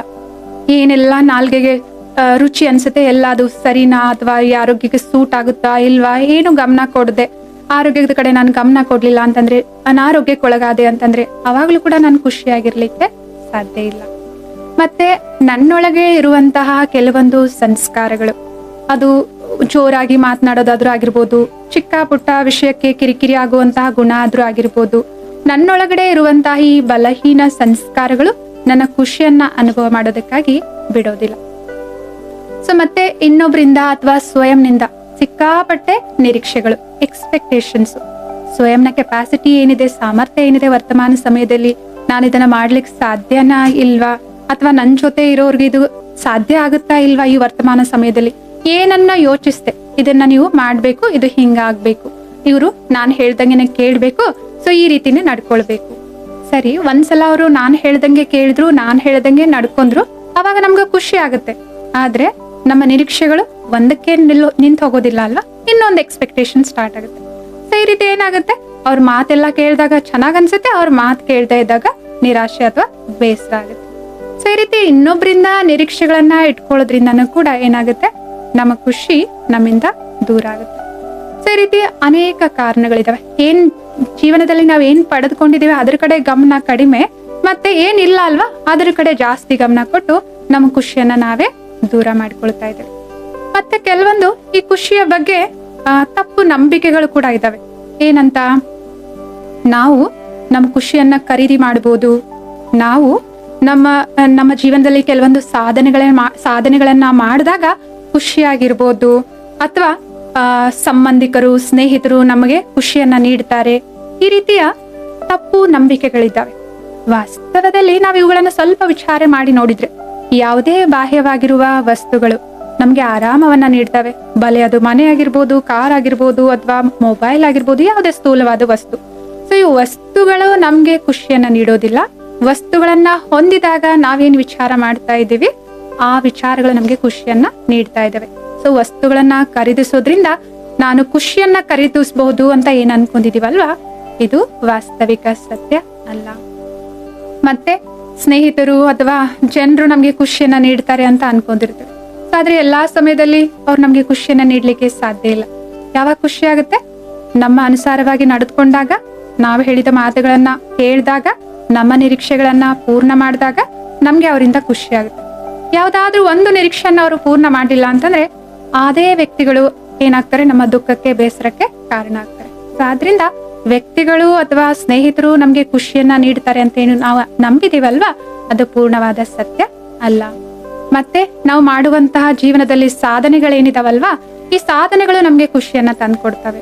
ಉದಾಹರಣೆಗೆ, ನಾನು ಇಂಥ ಕಂಪ್ನಿಯಲ್ಲಿ ಇಂಥ ಪೊಸಿಷನ್ ಅಲ್ಲಿ ನಾನು ಕೆಲಸ ಮಾಡ್ಬೇಕು, ಅದಕ್ಕೋಸ್ಕರ ಎಷ್ಟೊಂದೆಲ್ಲ ಅಭ್ಯಾಸ ಮಾಡ್ತೇವೆ, ಅದಕ್ಕೆ ತಕ್ಕಂತಹ ಕ್ವಾಲಿಫಿಕೇಶನ್ ಅನ್ನ, ಯೋಗ್ಯತೆಯನ್ನ ಸಂಪಾದನೆ ಮಾಡ್ತೇವೆ, ಮತ್ತೆ ಹೋಗ್ಬಿಟ್ಟು ಆ ಕೆಲಸ ಮಾಡ್ಬೇಕಂತ ಬಯಸ್ತೇವೆ. ಅವಾಗ ನಾನು ಖುಷಿಯಾಗಿರ್ಬೋದು ಅಂತ ಅನ್ಕೊಳ್ತೇವೆ. ಆದ್ರೆ ವಾಸ್ತವಿಕ ಸತ್ಯ, ನೀವು ಯಾವ್ದನ್ನ ಸಾಧನೆ ಮಾಡ್ತಾ ಇದ್ದೀರಲ್ಲ, ಆ ಸಾಧನೆ ಮಾಡಿದ ಮೇಲೆ ಅನುಭವ ಮಾಡ್ಬೇಕು ಅಂತಂದ್ರೆ ಆ ಸಾಧನೆಯ ಪ್ರಯಾಣ ಹೇಗಿತ್ತು ನಿಮ್ದು. ಸೊ ನೀವು ಉದಾಹರಣೆಗೆ, ನಾನು ಇಂಥ ಕಂಪ್ನಿಯಲ್ಲಿ ಮ್ಯಾನೇಜರ್ ಆಗ್ಬೇಕು ಅಥವಾ ಡೈರೆಕ್ಟರ್ ಆಗ್ಬೇಕು ಅಂತ ಹೇಳ್ಬಿಟ್ಟು ಇದನ್ನ ಸಾಧನೆ ಮಾಡ್ಬೇಕು, ಅಥವಾ ಇದನ್ನ ಈ ಗೋಲ್ ಅನ್ನ ನಾನು ತಲುಪಬೇಕು, ಈ ಗುರಿಯನ್ನ ತಲುಪಬೇಕು, ಅವಾಗ ನಾನು ಖುಷಿಯಾಗಿರ್ತೀನಿ ಅಂತ ಅನ್ಕೊಳ್ತೀರಾ ಅಂತ ಅನ್ಕೊಳ್ಳಿ. ಸೊ ಅದು ಆ ಪೊಸಿಷನ್ಗೆ ನಾನು ಹೋಗ್ಬೇಕು ಅಂತಂದ್ರೆ ಬಲೆ 1 ವರ್ಷ 2 ವರ್ಷ ಸ್ವಲ್ಪ ಸಮಯ ಅವಧಿ ಅಂತ ಹಿಡಿಸುತ್ತಲ್ವಾ, ಅದಕ್ಕೋಸ್ಕರ ನಾನು ಪರಿಶ್ರಮ ಕೂಡ ಪಡ್ಬೇಕಾಗುತ್ತೆ. ಸೊ ಪರಿಶ್ರಮ ಪಡ್ತಾ ಇದ್ದೇನೆ, ಸಮಯನೂ ಕೂಡ ನಡೀತಾ ಇದೆ. ಆದ್ರೆ ನಾನು ಅನ್ಕೊಂಡಂಗೆನೆ ಆ ಪರಿಶ್ರಮ ಎಲ್ಲ ಸಕ್ಸಸ್ಫುಲ್ ಆಗಿ ಆಗ್ಲಿಲ್ಲ, ನನ್ ಜೊತೆ ಕೆಲಸ ಮಾಡೋರು ಕೂಡ ನಾನು ಅನ್ಕೊಂಡಂಗೆನೆ ಅವರು ಕೆಲಸ ಮಾಡ್ಲಿಲ್ಲ ಅಂತಂದ್ರೆ ಇವಾಗ ಏನಾಗುತ್ತೆ, ಕೇವಲ ನನ್ನ ಗುರಿ ತಲುಪೋದಷ್ಟೇ ದೂರ ಆಗ್ತಾ ಇಲ್ಲ, ನಾನೇನ್ ಅನ್ಕೊಂಡಿದ್ದಲ್ಲ ಆ ಗುರಿಯನ್ನ ಮುಟ್ಟಿದ ಮೇಲೆ ನಾನು ಖುಷಿಯಾಗಿರ್ತೇನೆ ಅಂತ ಹೇಳ್ಬಿಟ್ಟು ನನ್ನ ಖುಷಿನೂ ಕೂಡ ಏನಾಗ್ತಿದೆ, ನನ್ನಿಂದ ದೂರ ಆಗ್ತಾ ಇದೆ. ಇವೆಲ್ಲ ಅಡಚಣೆಗಳು ನನ್ನ ಖುಷಿ ಮತ್ತು ನನ್ನ ಮಧ್ಯದಲ್ಲಿ ಬಂದು ನಿಂತ್ಕೊಂಡಿದೆ. ಸೊ ನನ್ನ ಖುಷಿಯನ್ನ ನಾನು ಅನುಭವ ಮಾಡೋದಕ್ಕೋಸ್ಕರ ಏನ್ ಮಾಡ್ತೇನೆ, ಕೆಲವೊಂದ್ಸಲ ಇವ್ರ ಮೇಲೆ ಸಿಟ್ಟು ಮಾಡ್ಕೊಳ್ತೇನೆ, ಕೆಲವೊಂದ್ಸಲ ಜೋರಾಗಿ ಮಾತಾಡ್ತೇನೆ, ಕೆಲವೊಂದ್ಸಲ ಬೇರೆ ಮಾರ್ಗವನ್ನ ಹಿಡಿದ್ಬಿಟ್ಟು ಹೇಗಾದ್ರೂ ಮಾಡಿ ನಾನು ಈ ಕೆಲಸವನ್ನ ಮಾಡ್ಲೇಬೇಕು ಅಂತ ಅನ್ಕೊಳ್ತೀನಿ. ಯಾಕೆಂದ್ರೆ ಗುರಿ ಅಷ್ಟೇ ಅಲ್ಲಿ ನಿಂತ್ಕೊಂಡಿಲ್ಲ, ಮುಂದ್ಗಡೆ ಆ ಗುರಿಯ ಜೊತೆಗೆ ಗುರಿ ತಲುಪಿದ ಮೇಲೆ ನಾನು ಖುಷಿಯಾಗಿರ್ತೇನೆ ಅಂತ ನನ್ನ ಖುಷಿಯನ್ನ ನಾನು ಅಷ್ಟು ದೂರದಲ್ಲಿ ಇಟ್ಟಿದ್ದೇನೆ. ಅಂತಂದ್ರೆ ನನ್ನ ಸಾಧನೆಗಳು ನನಗೆ ಖುಷಿ ಕೊಡ್ತವೆ, ಈ ಸಂಬಂಧಗಳು ಅಥವಾ ಸಂಬಂಧಿಕರು ನನಗೆ ಖುಷಿ ಕೊಡ್ತಾರೆ, ಅಥವಾ ಖುಷಿಯನ್ನ ನಾನು ಖರೀದಿಸಬಹುದು. ವಾಸ್ತವಿಕ ಸತ್ಯ ಇವುಗಳನ್ನೆಲ್ಲ ಪಡೆದಾಗ್ಲೂ ಕೂಡ ನೀವೇನ್ ಸಂಕಲ್ಪ ಮಾಡ್ತಿರಲ್ಲ ಅದೇ ನಿಮ್ಗೆ ಖುಷಿಯನ್ನ ನೀಡುತ್ತೆ. ಹಾಗಿದ್ರೆ ಸದಾ ಖುಷಿಯಾಗಿರ್ಬೇಕಂದ್ರೆ ಏನ್ ಮಾಡ್ಬೇಕು? ಈ ಖುಷಿಗಳೆಲ್ಲ ಏನ್ ಖುಷಿಯನ್ನ ದೂರ ಮಾಡುವಂತ ಏನೆಲ್ಲ ಕಾರಣಗಳಿದಾವಲ್ವಾ, ಇವುಗಳನ್ನ ಏನ್ ಮಾಡ್ಬೇಕಾಗಿದೆ? ಒಂದೊಂದಾಗಿ ತೆಗೆದು ಹಾಕ್ಬೇಕಾಗಿದೆ. ಸದಾ ಖುಷಿಯಾಗಿರ್ಬೇಕು ಅಂತಂದ್ರೆ ನಮ್ಮೆಲ್ರಿಗೂ ಕೂಡ ಪರಮಾತ್ಮ ಒಂದು ವಿಶೇಷತೆಯನ್ನ, ಅನೇಕ ವಿಶೇಷತೆಗಳನ್ನ ಕೊಟ್ಟಿದ್ದಾರೆ. ಕನಿಷ್ಠ ಅಂದ್ರೂ ಕೂಡ ಎಲ್ಲರಲ್ಲಿ ಒಂದು ವಿಶೇಷತೆ ಇರುತ್ತೆ. ಸೊ ನಮ್ಮನ್ನ ನಾವು ಪರಿಶೀಲನೆ ಮಾಡ್ಕೊಂಡು ನನ್ನೊಳಗಡೆ ಯಾವ ವಿಶೇಷತೆ ಇದೆ, ಎಲ್ರಿಗೂ ಕೂಡ ಒಂದು ಯುನೀಕ್ ಆಗಿರುವಂತ ವಿಶೇಷತೆ ಇರುತ್ತೆ. ಆ ವಿಶೇಷತೆಯನ್ನ ಗುರುತಿಸಿ ಕಾರ್ಯದಲ್ಲಿ ತೊಡಗಿಸ್ಬೇಕು. ಸೊ ಕಾರ್ಯದಲ್ಲಿ ತೊಡಗಿಸಿದೆ ಅಂತಂದ್ರೆ ಆ ವಿಶೇಷತೆಯಿಂದ ಇನ್ನೊಂದು ವಿಶೇಷತೆ ನನ್ನಲ್ಲಿ ಬರ್ಲಿಕ್ಕೆ ತೊಡಗುತ್ತೆ. ಸೊ ಈ ರೀತಿ ಅನೇಕ ವಿಶೇಷತೆಗಳು ನಮ್ಮಲ್ಲಿ ಬರ್ಲಿಕ್ಕೆ ಪ್ರಾರಂಭ ಆಗ್ತವೆ. ಅದರಿಂದ ಸೊ ನನ್ನ ಜೀವನದಲ್ಲಿ ನನ್ಗೆ ಏನೆಲ್ಲ ಬೇಕಾಗಿದೆಯಲ್ಲ ಎಲ್ಲಾ ಪ್ರಾಪ್ತಿಗಳು ಬರ್ಲಿಕ್ಕೆ ಶುರು ಆಗ್ತವೆ. ಇದರಿಂದ ನನ್ನ ಜೀವನದಲ್ಲಿ ಖುಷಿ ಏನಾಗುತ್ತೆ? ಇರುತ್ತೆ. ಅಂದ್ರೆ ನನ್ನೊಳಗಡೆ ಇರುವಂತಹ ವಿಶೇಷತೆಯನ್ನ ಕಾರ್ಯದಲ್ಲಿ ತೊಡಗಿಸ್ಬೇಕು. ಉದಾಹರಣೆಗೆ ನನ್ಗೆ ಫೋಟೋಗ್ರಫಿ ಅಂತಂದ್ರೆ ತುಂಬಾ ಇಷ್ಟ, ಮತ್ತೆ ನನ್ಗೆ ಅದನ್ನ ಮಾಡ್ಲಿಕ್ಕೆ ಕೂಡ ಬರುತ್ತೆ. ಚೆನ್ನಾಗಿ ಭಿನ್ನ ಭಿನ್ನ ವಿನ್ಯಾಸದಲ್ಲಿ ನಾನು ಫೋಟೋನ ತೆಗಿತೇನೆ ಅಂತ ಹೇಳ್ಬಿಟ್ಟು, ಅಥವಾ ಅದ್ರ ಫ್ರೇಮ್ ಅನ್ನ ಡಿಸೈನ್ ಮಾಡ್ತೇನೆ ಅಂತಂದ್ರೆ ಈ ಕಲೆ ನನ್ನಲ್ಲಿ ಇದೆ, ವಿಶೇಷತೆ ನನ್ನಲ್ಲಿ ಇದೆ. ಸೊ ಇದನ್ನ ನಾನು ಕಾರ್ಯದಲ್ಲಿ ತೊಡಗಿಸಿದೆ ಅಂತಂದ್ರೆ ಸೊ ಇದೇ ಕಲೆ ಏನಾಗುತ್ತೆ, ನನ್ನ ಸಂಪಾದನೆಗೆ ಆಧಾರನೂ ಕೂಡ ಆಗುತ್ತೆ, ಮತ್ತು ಇನ್ನೊಬ್ಬರ ಮೆಚ್ಚುಗೆಗೆ ನಾನು ಏನಾಗ್ತೇನೆ? ಪಾತ್ರಧಾರಿನೂ ಆಗ್ತೇನೆ. ಎಲ್ಲರ ಜೊತೆ ನಾನು ಈ ಕಲೆಯ ಮೂಲಕ ಸಂಬಂಧ ಸಂಪರ್ಕದಲ್ಲಿ ಬರ್ತೇನೆ. ಈ ರೀತಿ ಅನೇಕ ವಿಶೇಷತೆಗಳು ನನ್ನಲ್ಲಿ, ಅನೇಕ ಪ್ರಾಪ್ತಿಗಳು ಈ ಒಂದು ವಿಶೇಷತೆಯಿಂದ ನನ್ನ ಜೀವನದಲ್ಲಿ ಬರ್ಲಿಕ್ಕೆ ಶುರು ಆಗ್ತದೆ. ಇದರಿಂದ ನನ್ನ ಜೀವನದಲ್ಲಿ ಕೂಡ ನಾನು ಸಕ್ಸಸ್ಫುಲ್ ಆಗಿ ಇರ್ಬೋದು ಮತ್ತು ಖುಷಿಯಾಗಿ ಕೂಡ ಇರ್ಬೋದು. ಸೊ ಮತ್ತೆ ಏನ್ ಮಾಡ್ಬೇಕು? ಖುಷಿ ನಮ್ಮ ಜೀವನದಲ್ಲಿ ಇರ್ಬೇಕು ಅಂತಂದ್ರೆ ಏನೆಲ್ಲ ನಡೆದು ಹೋಗಿದೆ, ಕಳೆದು ಹೋಗಿದೆ ಅಲ್ವಾ, ಅದಕ್ಕೆ ಪೂರ್ಣ ವಿರಾಮ ಇಡ್ಬೇಕು. ನಡೆದು ಹೋದದ್ದು ಹೋಯ್ತು, ಕಳೆದು ಹೋದದ್ದು ಹೋಯ್ತು. ಸೊ ಯಾರೆಲ್ಲ ನಮ್ ಜೊತೆ ನಾವ್ ಅನ್ಕೊಂಡಂಗೆ ಇರ್ಲಿಲ್ಲ, ವ್ಯವಹಾರ ಮಾಡ್ಲಿಲ್ಲ, ನಮ್ಮ ನಂಬಿಕೆಗಳನ್ನ ಉಳಿಸ್ಕೊಳ್ಳಿಲ್ಲ ಅಂತ ಅನಿಸ್ತಿದೆ ಅಲ್ವಾ ನಮ್ಗೆ, ಅವ್ರ ನೆನಪಾದಾಗ್ಲೆಲ್ಲ ನಂಗೆ ಬೇಸರ ಆಗ್ತಿರುತ್ತೆ. ಸೊ ಅದಕ್ಕೋಸ್ಕರ ಇವಾಗ ಏನ್ ಮಾಡ್ಬೇಕಾಗಿದೆ? ಅಂತ ಎಲ್ಲಾ ನೆನಪುಗಳನ್ನ, ಅಂತ ಎಲ್ಲಾ ವ್ಯಕ್ತಿಗಳನ್ನ ಧ್ಯಾನದಲ್ಲಿ ಕುಳಿತುಕೊಂಡಾಗ ಅವರನ್ನೆಲ್ಲ ಕೂಡ ಮನಸ್ಸಿನ ಸ್ಕ್ರೀನ್ ಮೇಲೆ ತಂದ್ಕೊಂಡು ಅವರನ್ನ ನೋಡ್ತಾ ಸೊ ಅವರನ್ನ ಕ್ಷಮೆ ಮಾಡ್ಬೇಕಾಗಿದೆ. ನಮ್ಮ ಒಳಗಡೆ ಆ ದೈವಿ ಗುಣ ಇದೆ, ಇನ್ನೊಬ್ಬರನ್ನ ಕ್ಷಮೆ ಮಾಡುವಂತಹ ದಿವ್ಯ ಗುಣ ಇದೆ. ಯಾಕೆ ನಾನು ಅವರನ್ನ ಕ್ಷಮೆ ಮಾಡ್ಬೇಕು? ಅವ್ರಿಗೋಸ್ಕರ ಅಲ್ಲ, ನನ್ನ ಮನಸ್ಸಿನ ಖುಷಿಗೋಸ್ಕರ, ನನ್ನ ನೆಮ್ಮದಿಗೋಸ್ಕರ, ನನ್ನ ಮನಸ್ಸಿನ ಶಾಂತಿಗೋಸ್ಕರ, ವರ್ತಮಾನದಲ್ಲಿ ನಾನು ಜೀವನವನ್ನ ತುಂಬಾ ಆನಂದಮಯವಾಗಿ ಕಳಿಬೇಕನ್ನೋದಕ್ಕೋಸ್ಕರ ಅವರನ್ನ ನಾನು ಕ್ಷಮೆ ಮಾಡ್ಬೇಕಾಗಿದೆ. ಸೊ ಅವರನ್ನ ಇಲ್ಲಿ ಹಿಡಿದುಕೊಂಡು ಇಟ್ಕೊಂಡ್ಬಿಟ್ಟಿದ್ದೇನೆ. ಪದೇ ಪದೇ ಅವ್ರ ನೆನಪಾದಾಗ್ಲೆಲ್ಲ ಏನಾಗ್ತಿರುತ್ತೆ? ಬೇಸರ ಆಗ್ತಿರತ್ತೆ, ದುಃಖ ಆಗ್ತಿರತ್ತೆ, ಮೂಡ್ ಆಫ್ ಆಗ್ತಿರತ್ತೆ ಅಲ್ವಾ. ಸೊ ಅದಕ್ಕೋಸ್ಕರ ಯಾರೆಲ್ಲ ನಮ್ಮ ನಂಬಿಕೆಯನ್ನು ಉಳಿಸ್ಕೊಂಡಿಲ್ಲ ಅಥವಾ ನಮ್ ಜೊತೆ ವ್ಯವಹಾರ ಸರಿಯಾಗಿ ಮಾಡಿಲ್ಲ, ಸೊ ಅವ್ರನ್ನ ನನ್ನ ಜೀವನ ಪರ್ಯಂತ ಮರೆಯೋದಿಲ್ಲ ಅಂತ ಹೇಳ್ಬಿಟ್ಟು ಅವರನ್ನ ಮನಸ್ಸಲ್ಲಿ ಹಿಡಿದಿಟ್ಕೊಂಡಿದ್ವಿ ಅಂತ ಎಲ್ಲಾ ವ್ಯಕ್ತಿಗಳನ್ನ ಇವತ್ತು ಕ್ಷಮೆ ಮಾಡಿ. ಸೊ ಅವ್ರಿಗೋಸ್ಕರ ಅಲ್ಲ, ನಮ್ಗೋಸ್ಕರ ಕ್ಷಮೆ ಮಾಡಿ ಮತ್ತೆ ಅದ್ರ ಬಗ್ಗೆ ಮರೆತು ಬಿಡಿ. ಸರಿ ಆಯ್ತು, ನಾನು ಇವತ್ತು ಇವರನ್ನ ಎಲ್ಲ ಕ್ಷಮೆ ಮಾಡ್ತೇನೆ, ಮರೆತು ಬಿಡ್ತೇನೆ ಅಂತ ಅನ್ಕೋತೇವೆ. ಆದ್ರೆ ನೆಕ್ಸ್ಟ್ ಟೈಮ್ ಮತ್ತೆ ಅವ್ರ ನೆನಪಾಗುತ್ತಲ್ಲ, ಅವಾಗ ಏನ್ ಮಾಡೋದು? ಅವಾಗ್ಲೂ ಕೂಡ ಮನಸ್ಸಿಗೆ ಅದನ್ನೇ ಹೇಳಿ, ನಾನು ಇವರನ್ನ ಕ್ಷಮೆ ಮಾಡಿದ್ದೇನೆ, ನಾನು ಇದಕ್ಕೆ ಪೂರ್ಣ ವಿರಾಮ ಇಡ್ತೇನೆ, ಮತ್ತೆ ಮತ್ತೆ ಇದ್ರ ಬಗ್ಗೆ ನಾನು ನೆನಪು ಮಾಡಿಕೊಳ್ಳೋದಿಲ್ಲ. ಈ ರೀತಿ ಮನಸ್ಸಿಗೆ ನೀವು ಪದೇ ಪದೇ ಪದೇ ತಿಳಿ ಹೇಳ್ತಾ ಹೋಗಿ ಅದು ಕೂಡ ಒಂದ್ಸಲ ಮರ್ತು ಬಿಡುತ್ತೆ ಅದ್ರ ಬಗ್ಗೆ. ನೋಡಿ ಅವಾಗ ಎಷ್ಟು ಹಗೂರತೆಯ ಅನುಭವ ಮಾಡ್ತೀರಾ. ಭಾರವಾಗಿರೋ ವಸ್ತುವನ್ನ ಇಲ್ಲಿಂದ ತೆಗೆದ್ಬಿಟ್ಟು ಹೊರಗಡೆ ಇಟ್ಟೆ ಅಂತ ಹೇಳ್ಬಿಟ್ಟು ನಿಮ್ಗೆ ಅನ್ಸುತ್ತೆ.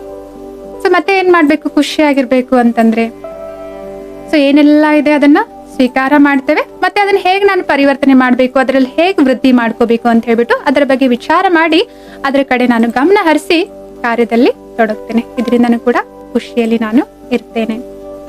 ಮತ್ತೆ ಏನ್ ಮಾಡ್ಬೇಕು?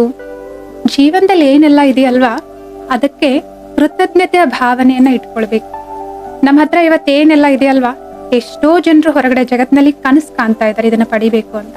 ಸೊ ನಮ್ಮ ಹತ್ರ ಇರುವ ಈ ಶರೀರ ಆಗಿರ್ಬೋದು ಆರೋಗ್ಯವಾಗಿದೆ, ಅಥವಾ ನಮ್ಮ ಮನಸ್ಸು ಬುದ್ಧಿ ಕೆಲಸ ಮಾಡ್ತಾ ಇದ್ವಿ. ಎಷ್ಟೋ ಜನರು ಮನಸ್ಸು ಕೆಲಸ ಮಾಡ್ತಾ ಇಲ್ಲ, ಪಾಪ ಅವ್ರಿಗೆ ಏನೇನೋ ಸಮಸ್ಯೆಗಳಿದಾವೆ, ಬುದ್ಧಿ ಕೆಲಸ ಮಾಡ್ತಾ ಇಲ್ಲ, ಸೊ ಶರೀರ ಅವ್ರು ಅನ್ಕೊಂಡಂಗೆ ಇಲ್ಲ. ಸೊ ಇಷ್ಟು ನಮ್ಗೆ ಪ್ರಾಪ್ತಿ ಇದೆ, ಇದಕ್ಕೋಸ್ಕರ ಧನ್ಯವಾದದ ಭಾವನೆ. ನಮ್ಮ ಜೊತೆ 4 ಜನ ಇದ್ದಾರೆ ಇವತ್ತು. ಎಷ್ಟೋ ಜನರು ಪಾಪ ಏಕಾಂಗಿಯಾಗಿ ಬದುಕ್ತಾ ಇದ್ದಾರೆ. ಇದಕ್ಕೋಸ್ಕರ ಧನ್ಯವಾದ ಭಾವನೆ. ನಂಗೆ ಒಂದು ಕೆಲಸ ಅನ್ನೋದಿದೆ, ಬಲಹದ ಎಷ್ಟಾದ್ರೂ ಸಂಪಾದನೆ ಮಾಡ್ತಾ ಇದೀನಿ. ಎಷ್ಟೋ ಜನರಿಗೆ ಆ ಕೆಲಸನೂ ಕೂಡ ಇಲ್ಲ ಅಲ್ವಾ. ನಮ್ಮ ಹತ್ರ ಏನೇನೆಲ್ಲ ಇದೆ, ಬೆಳಗ್ಗೆಯಿಂದ ಹಿಡಿದು ರಾತ್ರಿವರೆಗೂ ಸಿಕ್ಕಾಪಟ್ಟೆ ವಸ್ತುಗಳ ನಮ್ಮ ಹತ್ರ ಇದೆ, ವ್ಯಕ್ತಿಗಳಿದ್ದಾವೆ, ಖುಷಿ ಪಡೋದಕ್ಕೆ ಅನೇಕ ಸಂದರ್ಭಗಳಿದ್ದಾವೆ. ಸೊ ಏನೆಲ್ಲ ಇದಕ್ಕೆ ಅದಕ್ಕೆ ಒಂದು ಧನ್ಯವಾದದ ಭಾವನೆ, ಎಲ್ರಿಗೋಸ್ಕರ, ಪರಮಾತ್ಮನಿಗೋಸ್ಕರ, ಪ್ರಕೃತಿಯಗೋಸ್ಕರ ಅಲ್ವಾ. ಸೊ ಧನ್ಯವಾದದ ಭಾವನೆಯನ್ನ ನಿಮ್ಮಲ್ಲಿ ನೀವು ಸದಾ ಕಾಯಂ ಆಗಿ ಇಟ್ಕೊಂಡ್ರಿ ಅಂತಂದ್ರೆ ಇದರಿಂದನೂ ಕೂಡ ನೀವು ಖುಷಿಯಾಗಿ ಇರ್ತೀರಾ. ಸೊ ಮತ್ತೆ ನಮ್ಮೆಲ್ಲರಲ್ಲಿ ಕೂಡ ರಚನಾತ್ಮಕ ಶಕ್ತಿ ಇದೆ, ಕ್ರಿಯೇಟಿವಿಟಿ ಇದೆ. ಸೊ ಅದನ್ನ ಸ್ವಲ್ಪ ಜಾಗೃತ ಮಾಡ್ಕೊಳ್ಳಿ, ಆಕ್ಟಿವ್ ಮಾಡ್ಕೊಳ್ಳಿ, ಅದನ್ನ ಕಾರ್ಯದಲ್ಲಿ ತೊಡಗಿಸಿ. ಹೊಸ ಯಾವುದೇ ನೀವು ಮಾಡ್ತಿರೋ ಕಾರ್ಯವನ್ನ ಡಿಫ್ರೆಂಟ್ ಆಗಿ ನೀವು ಮಾಡ್ತಾ ಇದ್ರಿ ಅಂತಂದ್ರೆ ಅವಾಗ್ಲೂ ಕೂಡ ನಿಮ್ಗೆ ಖುಷಿ ಆಗುತ್ತೆ. ಸೊ ಮತ್ತೇನ್ ಮಾಡ್ಬೋದು ಹಾಗಿದ್ರೆ, ನಿಮ್ಮ ಆರೋಗ್ಯದ ಕಡೆ ಗಮನ ಕೊಡಿ. ಸೊ ಏನ್ ಸರಿ, ಈ ಶರೀರಕ್ಕೆ ಏನ್ ಸರಿ ಅಲ್ಲ ಅಂತ ಹೇಳ್ಬಿಟ್ಟು ಇದ್ರ ಕಡೆ ಗಮನ ಕೊಟ್ರಿ ಅಂತಂದ್ರೆ ಈ ಶರೀರನೂ ಕೂಡ ನಿಮ್ಗೆ ಎಲ್ಲಾ ಕಾರ್ಯ ವ್ಯವಹಾರಗಳಲ್ಲಿ ಸಹಯೋಗವನ್ನ ನೀಡುತ್ತೆ. ಆವಾಗ್ಲೂ ಕೂಡ ನೀವು ನಿಮ್ಮ ಖುಷಿಯನ್ನ ಕಾಯಮಾಗಿ ಇಟ್ಕೊಳ್ಬಹುದು. ಮತ್ತೇನ್ ಮಾಡ್ಬೋದು, ನಮ್ಮ ಒಳಗಡೆ ಏನು ಬೇಡದೇ ಇರೋ ಸಂಸ್ಕಾರಗಳಿದಾವೆ, ಅದರಿಂದ ನನ್ಗೂ ಕಿರಿಕಿರಿ ಆಗ್ತಿದೆ, ಇನ್ನೊಬ್ರಿಗೂ ಕೂಡ ಕಿರಿಕಿರಿ ಆಗ್ತಿದೆ. ಸಿಟ್ಟು ಮಾಡೋದಾಗಿರ್ಬೋದು, ಅಥವಾ ಇನ್ನೊಬ್ಬರ ಮುಖದ ಮೇಲೆ ಹೇಳುವಂತದ್ದೇ ಆಗಿರ್ಬೋದು, ಅಥವಾ ಬೇರೆ ಏನೋ ನಮ್ಗೆ ಗೊತ್ತಾಗುತ್ತೆ ನಮ್ಮಲ್ಲಿ ಏನು ಬೇಡದೇ ಇರೋ ಸಂಸ್ಕಾರಗಳಿದೆ ಅಂತ ಹೇಳ್ಬಿಟ್ಟು ಆ ಸಂಸ್ಕಾರದ ಕಡೆ ಸ್ವಲ್ಪ ಗಮನ ಕೊಟ್ಟು ಅವುಗಳನ್ನ ನಾವು ಪರಿವರ್ತನೆ ಮಾಡ್ಕೊಂಡ್ವಿ ಅಂತಂದ್ರೆ ಸೊ ನಮ್ಮ ಖುಷಿ ನಮ್ ಜೊತೆ ಸದಾ ಇರುತ್ತೆ. ಸೊ ಮತ್ತೇನ್ ಮಾಡ್ಬೋದು, ನಾನು ಖುಷಿಯಾಗಿರೋದಕ್ಕೋಸ್ಕರ ಹೊರಗಡೆ ಎಲ್ಲಾ ಪ್ರಯತ್ನ ಮಾಡ್ತೇವೆ, ಆದ್ರೆ ಎಲ್ಲಾ ಸಮಯದಲ್ಲಿ ಸಫಲತೆ ಅನ್ನೋದು ನಮ್ಗೆ ಸಿಗೋದಿಲ್ಲ. ಅದಕ್ಕೋಸ್ಕರ ಖುಷಿಯಾಗಿರೋದಕ್ಕೋಸ್ಕರ ಸ್ವಲ್ಪ ಆಂತರಿಕವಾಗಿ ನಾನು ಪರಿವರ್ತನೆ ಮಾಡ್ಕೊಂಡೆ ಅಂತಂದ್ರೆ ಸೊ ಯಾಕಂದ್ರೆ ಒಳಗಡೆ ನನ್ ಮೇಲೆ ನನಗೆ ಏನಿದೆ, ಸಂಪೂರ್ಣವಾದ ನಿಯಂತ್ರಣ ಇದೆ. ಹೊರಗಡೆ ನನಗೆ ನಿಯಂತ್ರಣ ಇಲ್ಲ, ಯಾವಾಗ್ಲೂ ನಾನು ಅನ್ಕೊಂಡಂಗೆ ಆಗುತ್ತೆ ಅಂತಿಲ್ಲ. ಸೊ ಒಳಗಡೆ ನನಗೆ ನನ್ ಮೇಲೆ ನಿಯಂತ್ರಣ ಇದೆ. ಸೊ ನನ್ನಲ್ಲಿ ನಾನು ಪರಿವರ್ತನೆ ಮಾಡ್ಕೊಂಡೆ ಅಂತಂದ್ರೆ ನಾನು ಸದಾ ಖುಷಿಯಾಗಿರ್ಲಿಕ್ಕೆ ಸಾಧ್ಯ ಇದೆ. ಮತ್ತೆ ಖುಷಿ ಅನ್ನೋದು ಕೊಡೋದ್ರಿಂದ ಆಗುತ್ತೆ, ಇನ್ನೊಬ್ರಿಂದ ತಗೊಳ್ಬೇಕಾದ್ರೆ ಖುಷಿ ಅನ್ಸೋದಿಲ್ಲ. ಸೊ ಯಾವಾಗ್ಲೂ ಕೂಡ ಕೊಡೋದರ ಕಡೆ ಗಮನ ಕೊಡಿ. ಸೊ ಕೊಡೋದು, ದಾನ, ಇದು ಒಂದು ದೈವಿ ಗುಣ ಆಗಿದೆ. ಕೊಡೋದು ಅಂತಂದ್ರೆ ಕೇವಲ ಸ್ಥೂಲವಾದ ದುಡ್ಡು ಅಥವಾ ವಸ್ತುಗಳೇ ಅಂತ ಅಲ್ಲ. ನಿಮ್ಮ ಹತ್ರ ಸಮಯ ಇದೆಯಾ, ಇನ್ನೊಬ್ರು ಯಾರೋ ದುಃಖದಲ್ಲಿದ್ದಾರೆ, ಬೇಜಾರಲ್ಲಿದ್ದಾರೆ, ಸ್ವಲ್ಪ ಅವ್ರ ಕಡೆ ಗಮನ ಕೊಟ್ಟು ಅವ್ರ ಜೊತೆ ಸಮಯ ಕಳೀರಿ. ಅವ್ರಿಗೆ 4 ಪ್ರೀತಿಯಿಂದ ಮಾತನಾಡಿ, ಸಾಂತ್ವನ ಹೇಳಿ. ಸೊ ಈ ರೀತಿ ನಿಮ್ಮ ಸಮಯ, ನಿಮ್ಮ ಮಧುರ ಮಾತುಗಳನ್ನ, ಸಾಂತ್ವನದ ಮಾತುಗಳನ್ನ ಅವರಿಗೆ ಕೊಡಿ. ಅಥವಾ ಇನ್ನೊಬ್ರಿಗೆ ಗೊಂದಲದಲ್ಲಿದ್ದಾರೆ, ಅವ್ರಿಗೆ ಏನ್ ಮಾಡ್ಬೇಕು ಗೊತ್ತಾಗ್ತಿಲ್ಲ, ಬಟ್ ಆ ವಿಷಯದ ಬಗ್ಗೆ ನಿಮ್ಗೆ ಸ್ಪಷ್ಟತೆ ಇದೆ, ಸೊ ನಿಮ್ಮ ಜ್ಞಾನವನ್ನ ಅವ್ರಿಗೆ ಕೊಡಿ. ಅಥವಾ ಇನ್ನೊಬ್ರಿಗೆ ಯಾವ್ದು ಒಂದ್ ವಿಷಯದಲ್ಲಿ ನಿರ್ಣಯ ಮಾಡ್ಬೇಕಾಗಿದೆ, ಆದ್ರೆ ಅವ್ರಿಗೆ ಗೊತ್ತಾಗ್ತಿಲ್ಲ, ಈ ಕಡೆ ಹೋದ್ರೆ ಏನಾಗುತ್ತೆ, ಈ ಕಡೆ ಹೋದ್ರೆ ಏನಾಗುತ್ತೆ ಅಂತ ಹೇಳ್ಬಿಟ್ಟು ನಿಮ್ಮ ಅನುಭವ ಇದೆ ಆ ವಿಷಯದಲ್ಲಿ, ಆ ಅನುಭವವನ್ನ ಅವ್ರಿಗೆ ನೀಡಿ. ಅಥವಾ ಕೆಲವೊಬ್ಬರಿಗೆ ನಿಮ್ಮಿಂದ ಕ್ಷಮೆ ಬೇಕಾಗಿದೆ, ಅವರ ತಪ್ಪುಗಳು ಅವ್ರಿಗೆ ಅರ್ಥ ಆಗಿದೆ, ನಿಮ್ಮಿಂದ ಅವರು ಕ್ಷಮೆಯ ನಿರೀಕ್ಷೆಯಲ್ಲಿದ್ದಾರೆ. ಸೊ ಆ ದೈವಿ ಗುಣವನ್ನ ಅವ್ರಿಗೆ ನೀಡಿ. ಸೊ ಈ ರೀತಿ ಅನೇಕ ಸೂಕ್ಷ್ಮ ರೀತಿಯಲ್ಲಿ ಕೊಡ್ಲಿಕ್ಕೆ ನಮ್ಮ ಹತ್ರ ಸಾಕಷ್ಟು ಇದೆ, ಅದನ್ನ ಕೊಡಿ. ಸ್ಥೂಲವಾದ ರೀತಿಯಲ್ಲಿ ಕೊಡ್ಲಿಕ್ಕೆ ನಮ್ಮ ಹತ್ರ ಇದೆ, ನಾನು ಕೊಡ್ಬೋದು ಅನ್ಸಿದ್ರೆ ಸ್ಥೂಲವಾದ ರೀತಿಯಲ್ಲಿ ಕೂಡ ಕೊಡಿ. ಸೊ ಯಾರಾದ್ರೂ ನಮ್ಗೆ ತುಂಬಾ ಬೆಲೆ ಬಾಳುವಂತ ಗಿಫ್ಟ್ ಕೊಟ್ರು ಅಂತಂದ್ರೆ ನಮ್ಗೆ ಅದು ಭಾರದ ಅನುಭವ ಆಗುತ್ತೆ. ಅರೆ ಇಷ್ಟೊಂದು ದೊಡ್ಡ ಗಿಫ್ಟ್ ಕೊಟ್ರಲ್ಲಪ್ಪ ಅವರು, ಇವ್ರಿಗೆ ನನ್ಗೆ ವಾಪಸ್ ಕೊಡ್ಲಿಕ್ಕೆ ಆಗುತ್ತೋ ಇಲ್ವೋ ಅಂತ ಹೇಳ್ಬಿಟ್ಟು. ಅದೇ ಯಾರಿಗಾದ್ರೂ ಇಷ್ಟಪಟ್ಬಿಟ್ಟು ಚೆನ್ನಾಗಿರೋ ಗಿಫ್ಟ್ ಕೊಟ್ರೆ ಖುಷಿ ಆಗುತ್ತೆ. ಎಲ್ಲ ಕೊಡೋದ್ರಲ್ಲಿ ಖುಷಿ ಇದೆ, ತೆಗೆದುಕೊಳ್ಳೋದ್ರಲ್ಲಿ ಖುಷಿ ಇಲ್ಲ. ಯಾವ ವ್ಯಕ್ತಿ ಖುಷಿಯಾಗಿರ್ತಾರೆ ಅವ್ರು ಎಲ್ರಿಗೂ ಇಷ್ಟ ಆಗ್ತಾರೆ, ಎಲ್ರಿಗಿಂತ ಮೊದಲು ಸ್ವಯಂ ಇಷ್ಟ ಆಗ್ತಾರೆ ಅಲ್ವಾ. ನೋಡಿ, ಕೆಲವೊಬ್ರು ಬೇಜಾರಲ್ಲಿರ್ತಾರೆ, ದುಃಖಿ ಆಗಿರ್ತಾರೆ, ನಕಾರಾತ್ಮಕವಾಗಿ ಯಾವಾಗ್ಲೂ ಯೋಚನೆ ಮಾಡ್ತಿರ್ತಂದ್ರೆ ತಮ್ಮ ಬಗ್ಗೆ ತಮ್ಗೆ ಬೇಜಾರಿರುತ್ತೆ. ನನ್ ಮನ್ಸು ಯಾವಾಗ್ಲೂ ನೆಗೆಟಿವ್ ಆಗಿ ಯೋಚನೆ ಮಾಡುತ್ತೆ, ನಾನು ಎಲ್ಲದರಲ್ಲಿ ಕೂಡ ತಪ್ಪು ಕಂಡು ಹಿಡಿತೀನಿ, ನನ್ಗೆ ಯಾವ್ದು ಇಷ್ಟ ಆಗೋದಿಲ್ಲ, ನಾನೇ ಸರಿ ಇಲ್ಲ ಅಂತ ಹೇಳ್ಬಿಟ್ಟು ತಮ್ಮ ಬಗ್ಗೆ ತಮ್ಗೆನೆ ಬೇಜಾರಿರುತ್ತೆ. ಅದೇ ಎಲ್ಲಾ ವಿಷಯಗಳಲ್ಲಿ ಹಗುರವಾಗಿದ್ದೇವೆ, ಎಲ್ಲವನ್ನ ಹೇಗಿದೆ ಹಾಗೆ ಸ್ವೀಕಾರ ಮಾಡ್ತಾ ಇದ್ದೇವೆ, ಎಲ್ಲರೊಂದಿಗೂ ಬೆರೀತಾ ಇದ್ದೇವೆ, ಖುಷಿಯಾಗಿದ್ದೇವೆ ಅಂದ್ರೆ ಮೊಟ್ಟ ಮೊದಲು ನಮ್ಗೆ ನಾವೇ ಇಷ್ಟ ಆಗ್ತೇವೆ. ಆಮೇಲೆ ನಮ್ ಜೊತೆಯಲ್ಲಿರೋರ್ಗು ಕೂಡ ಎಲ್ಲರೂ ಇಷ್ಟಪಡ್ತಾರೆ. ಯಾರು ಯಾವಾಗ್ಲೂ ಖುಷಿಯಾಗಿರ್ತಾರೆ, ಎಲ್ರ ಜೊತೆ ನಗ್ನಗ್ತಾ ಮಾತಾಡ್ತಾರೆ, ಏನೇ ಬಂದ್ರು ಸರಿ ಪರವಾಗಿಲ್ಲ ಬಿಡು ಅಂತ ಯಾರು ಹಗುರವಾಗಿ ತೆಗೆದುಕೊಳ್ತಾರೆ ಅವ್ರ ಜೊತೆ ಎಲ್ಲರೂ ಇರ್ಲಿಕ್ಕೆ ಇಷ್ಟಪಡ್ತಾರೆ, ಅವ್ರ ಜೊತೆ ಮಾತಾಡ್ಲಿಕ್ಕೆ ಇಷ್ಟಪಡ್ತಾರೆ. ಅಥವಾ ಆಫೀಸ್ ಅಲ್ಲಿ ನೋಡಿ, ಯಾರು ಹಗುರವಾಗಿರ್ತಾರೆ, ಖುಷಿಯಾಗಿರ್ತಾರೆ, ಅವ್ರ ಹತ್ರ ಹೋಗ್ಲಿಕ್ಕೆ, ಅವ್ರ ಜೊತೆ ಬೆರಿಲಿಕ್ಕೆ, ಅವ್ರ ಜೊತೆ ಕೆಲಸ ಮಾಡ್ಲಿಕ್ಕೆ ಎಲ್ಲರೂ ಇಷ್ಟಪಡ್ತಾರೆ. ಅದೇ ಯಾವ್ದಾದ್ರು ವ್ಯಕ್ತಿ ಯಾವಾಗ್ಲೂ ಕೂಡ ಸೀರಿಯಸ್ ಆಗಿರ್ತಾರೆ, ಸ್ವಲ್ಪ ಅಭಿಮಾನದ ಆಟಿಟ್ಯೂಡ್ ಅಲ್ಲಿ ಇರ್ತಾರೆ ಅಂತಂದ್ರೆ ಸೊ ಅವ್ರನ್ನ ಕಂಡ್ರೆ ಸ್ವಲ್ಪ ದೂರಿಯಲ್ಲಿರ್ತಾರೆ, ಅಂದ್ರೆ ಬೇಡಪ್ಪ ಅವ್ರ ಹತ್ರ ಏನ್ ಕೆಲಸ ಅಂತ ಹೇಳ್ಬಿಟ್ಟು ಅಲ್ವಾ. ಖುಷಿಯಾಗಿದ್ವಿ ಅಂತಂದ್ರೆ ಆ ಖುಷಿಯ ಗುಣ ಇನ್ನೊಬ್ಬರನ್ನ ನಮ್ಮ ಕಡೆ ಆಕರ್ಷಣೆ ಮಾಡುತ್ತೆ, ನಮ್ ಜೊತೆ ಎಲ್ಲರೂ ಕೂಡ ಬೆರಿಲಿಕ್ಕೆ ಇಷ್ಟಪಡ್ತಾರೆ, ಇರ್ಲಿಕ್ಕೆ ಇಷ್ಟಪಡ್ತಾರೆ, ಮಾತಾಡ್ಲಿಕ್ಕೆ ಇಷ್ಟಪಡ್ತಾರೆ. ಹೇಗೆ ಒಂದು ಸುಗಂಧವಾದ ಹೂ ಇದೆ ಅಂತಂದ್ರೆ ಅದು ಎಲ್ಲರನ್ನ ತನ್ನ ಕಡೆ ಆಕರ್ಷಣೆ ಮಾಡುತ್ತಲ್ವಾ, ಹಾಗೇನೆ ನಾವು ಖುಷಿಯಾಗಿದ್ದೀವಿ ಅಂತಂದ್ರೆ ಖುಷಿಯಾಗಿದ್ದಾಗ ನಾವು ಹಗುರವಾದ ಸಕಾರಾತ್ಮಕವಾದ ಸಂಕಲ್ಪಗಳನ್ನ ಮಾಡ್ತೇವೆ. ಇದರಿಂದ ನಮ್ಮಿಂದ ಹೊರಡ್ತಾ ಇರುವಂತಹ ಪ್ರಕಂಪನಗಳು ಕೂಡ ಹಗುರವಾಗಿರುವಂತಹ ಖುಷಿಯನ್ನ ನೀಡುವಂತಹ ಪ್ರಕಂಪನಗಳು ಇರ್ತವೆ. ಮತ್ತೆ ನಾವು ಯಾವ ಸ್ಥಳದಲ್ಲಿ ಇರ್ತೀವಲ್ವಾ ಆ ಸ್ಥಳದ ಎನರ್ಜಿನೂ ಕೂಡ ಏನಿರುತ್ತೆ, ಲೈಟ್ ಆಗಿರುತ್ತೆ, ಹಗುರವಾಗಿರುತ್ತೆ, ಖುಷಿಯಿಂದ ತುಂಬಿರುತ್ತೆ. ಯಾವ್ದಾದ್ರು ಮನೆಯಲ್ಲಿ ನೋಡಿ, ಅವರೆಲ್ಲ ಒಬ್ರಿಗೊಬ್ರು ಸಹಯೋಗಿ ಆಗಿದ್ದಾರೆ, ಖುಷಿಯಾಗಿರ್ತಾರೆ, ಒಬ್ರು ಇನ್ನೊಬ್ರಿಗೆ ಗೌರವ ಕೊಡ್ತಾ ಇದ್ದಾರೆ ಅಂತಂದ್ರೆ ಅಂತ ಮನೆಯಲ್ಲಿ ಆ ಎನರ್ಜಿನೂ ಹಾಗೆ ಇರುತ್ತೆ. ಸೊ ಯಾರಾದ್ರೂ ಅವ್ರ ಮನೆಗ್ ಬಂದ್ರೆ ಏನಂತ ಹೇಳ್ತಾರೆ, ಇವ್ರ ಮನೆ ನೋಡಪ್ಪ ಸ್ವರ್ಗದ ತರ ಇದೆ, ಇಲ್ಲಿ ಹೋದ್ರೆ ಚೆನ್ನಾಗ್ ಅನ್ಸುತ್ತೆ ನನ್ಗೆ ಅಂತ ಹೇಳ್ಬಿಟ್ಟು. ಯಾಕೆ ಅನಿಸ್ತಾ ಇದೆ, ಆ ವಾಯುಮಂಡಲವನ್ನ ಮನೆಯಲ್ಲಿರುವಂತಹ ವ್ಯಕ್ತಿಗಳು ತಮ್ಮ ದಿವ್ಯ ಗುಣಗಳಿಂದ, ಖುಷಿ ಆನಂದದಿಂದ ನಿರ್ಮಾಣ ಮಾಡಿದ್ದಾರೆ. ಅದೇ ಕೆಲವೊಂದ್ ಮನೆಯಲ್ಲಿ ಅವ್ರು ಯಾವಾಗ್ಲೂ ಕೂಡ ಜಗಳ ಮಾಡ್ತಿರ್ತಾರೆ, ಒಬ್ರು ಇನ್ನೊಬ್ರಿಗೆ ಜಡ್ಜ್ಮೆಂಟ್ ಮಾಡ್ತಿರ್ತಾರೆ, ಇದು ಸರಿ ಇಲ್ಲ, ಇದು ಸರಿ ಇಲ್ಲ, ನೀವ್ ಹಿಂಗ್ ಮಾಡಿದ್ರಿ, ಯಾವಾಗ್ಲೂ ಕೂಡ ಒಬ್ರು ಇನ್ನೊಬ್ಬರ ಬಲಹೀನತೆಗೆ ಬಗ್ಗೆ ಮಾತಾಡ್ತಾ ಇರ್ತಾರೆ. ಅಲ್ಲಿ ಯಾವಾಗ್ಲೂ ಕೂಡ ಹೆವಿ ಎನರ್ಜಿ ಇರುತ್ತೆ. ಯಾರಾದ್ರೂ ಅವ್ರ ಮನೆಗೆ ಸ್ವಲ್ಪ ಹೊತ್ತು ಹೋದ್ರೆ, ಅಯ್ಯೋ ಏನೋ ಗೊತ್ತಿಲ್ಲಪ್ಪ, ಅಲ್ಲಿ ಇರ್ಬೇಕೆ ಅನಿಸ್ಲಿಲ್ಲ ನಂಗೆ. ಯಾಕೆ, ಆ ವಾಯುಮಂಡಲದಲ್ಲಿ ಆ ಏನು ಗುಣಗಳನ್ನ ಅವ್ರು ಯೂಸ್ ಮಾಡ್ತಾ ಇದಾರೆ ದಿನಾಲ್ವೇ, ಅದೇ ಎನರ್ಜಿ ಇದೆ. ಸೊ ಖುಷಿಯಲ್ಲಿ ಹಗುರತೆಯ ಎನರ್ಜಿ ಇದೆ, ಖುಷಿಯಲ್ಲಿ ಆನಂದ ನೆಮ್ಮದಿಯ ಎನರ್ಜಿ ಇದೆ. ಸೊ ನಾವು ಖುಷಿಯಾಗಿದ್ವಿ ಅಂತಂದ್ರೆ ನಮ್ಮ ವಾಯುಮಂಡಲದ ಎನರ್ಜಿನೂ ಕೂಡ ಸಕಾರಾತ್ಮಕವಾಗಿ ಇರುತ್ತೆ. ಸೊ ಅದಕ್ಕೋಸ್ಕರ ಸ್ವಯಂಗೋಸ್ಕರ ಖುಷಿಯಾಗಿರಿ. ಈ ಖುಷಿ ಇನ್ನೂ ಒಂದು ಬೆನಿಫಿಟ್ ಏನು ಅಂತಂದ್ರೆ, ಹಿಂದಿಯಲ್ಲಿ ಒಂದು ಇದಕ್ಕೆ ಗಾದೆ ಮಾತಿದೆ, ಖುಷಿ ಜೈಸಿ ಕುರಾಕ್ ನೈ ಅಂತ ಹೇಳ್ಬಿಟ್ಟು. ಖುಷಿಯಂತೆ ಔಷಧಿ ಇಲ್ಲ ಅಂತ ಹೇಳ್ತಾರೆ. ನಾವು ಖುಷಿಯಾಗಿದ್ವಿ ಅಂತಂದ್ರೆ ಆ ಖುಷಿಯ ಸಕಾರಾತ್ಮಕ ಎನರ್ಜಿ ಈ ಶರೀರದ ಮೇಲೆ ಪ್ರಭಾವ ಬೀಳಿಸುತ್ತೆ. ಅಂದ್ರೆ ನಮ್ಮ ರೋಗ ನಿರೋಧಕ ಶಕ್ತಿ ಚೆನ್ನಾಗಿರುತ್ತೆ ಶರೀರದಲ್ಲಿ. ಸೊ ಖುಷಿಯಾಗಿದ್ದೆ ಅಂತಂದ್ರೆ ಆರೋಗ್ಯನೂ ಕೂಡ ನಮ್ದು ಚೆನ್ನಾಗಿರುತ್ತೆ. ಸೊ ಅದಕ್ಕೋಸ್ಕರ ನೀವು ಖುಷಿಯಾಗಿರಿ, ನಿಮ್ಮವ್ರಿಗೋಸ್ಕರ ಖುಷಿಯಾಗಿರಿ. ಈ ಪ್ರಕೃತಿಗೂ ಕೂಡ ನಿಮ್ಮಿಂದ ಏನಾಗುತ್ತೆ, ಖುಷಿಯಾಗಿದ್ರಿ ಅಂತಂದ್ರೆ ಸಹಯೋಗ ಸಿಗುತ್ತೆ. ಸೊ ಹಾಗಿದ್ರೆ ಈ ಖುಷಿಯ ಒಂದು ಸುಂದರವಾದ ಅನುಭವವನ್ನ ಒಂದು ಚಿಕ್ಕದಾದ ಧ್ಯಾನದ ಮೂಲಕ ಅಭ್ಯಾಸ ಮಾಡೋಣಂತೆ. ಕಂಫರ್ಟೇಬಲ್ ಆಗಿ ಕೂತ್ಕೊಳ್ಳಿ. ನಿಮ್ಗೆ ಯಾವ ಪೊಸಿಷನ್ ಆರಾಮ್ ಅನ್ಸುತ್ತೆ ಆ ಪೊಸಿಷನ್ ಅಲ್ಲಿ ಕೂತ್ಕೊಳ್ಳಿ.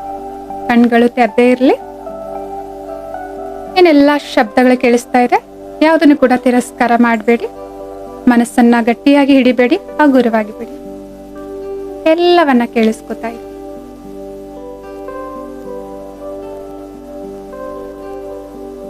ಸುತ್ತಮುತ್ತ ಮಾತುಗಳು ಕೇಳಿಸ್ಬೋದು, ವಾಹನದ ಶಬ್ದ ಕೇಳಿಸ್ಬೋದು. ಎಲ್ಲವನ್ನ ಕೇಳಿಸ್ಕೊಳ್ತಾ ಒಂದು ದೀರ್ಘವಾದ ಉಸಿರನ್ನ ತೆಗೆದುಕೊಳ್ತಾ ಇದೆ. ನಿಧಾನವಾಗಿ ಶ್ವಾಸವನ್ನ ಹೊರಗಡೆ ಬಿಡಿ.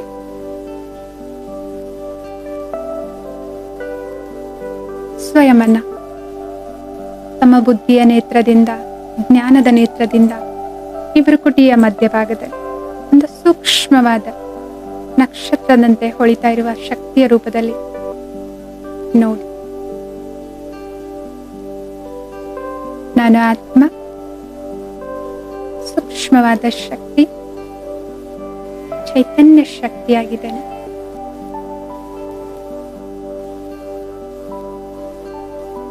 ನನ್ನ ಆತ್ಮ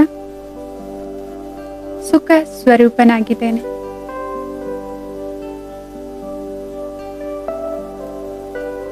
ಪ್ರತಿಯೊಬ್ಬರೊಂದಿಗೆ ವ್ಯವಹಾರವನ್ನ ಮಾಡುವಂತಹ, ಪ್ರತಿಯೊಬ್ಬರಿಗೂ ಗೌರವವನ್ನ ನೀಡುವಂತಹ, ಪ್ರತಿಯೊಬ್ಬರ ಆಯ್ಕೆಗಳನ್ನ ಸ್ವೀಕಾರ ಮಾಡುವಂತಹ ಶ್ರೇಷ್ಠ ಸಂಕಲ್ಪವುಳ್ಳಂತಹ ಪ್ರೇಮ ಸ್ವರೂಪ ಆತ್ಮ ನಾನಾಗಿದೆ. ನನ್ನ ಖುಷಿ ನನ್ನ ಆಯ್ಕೆಯಾಗಿದೆ.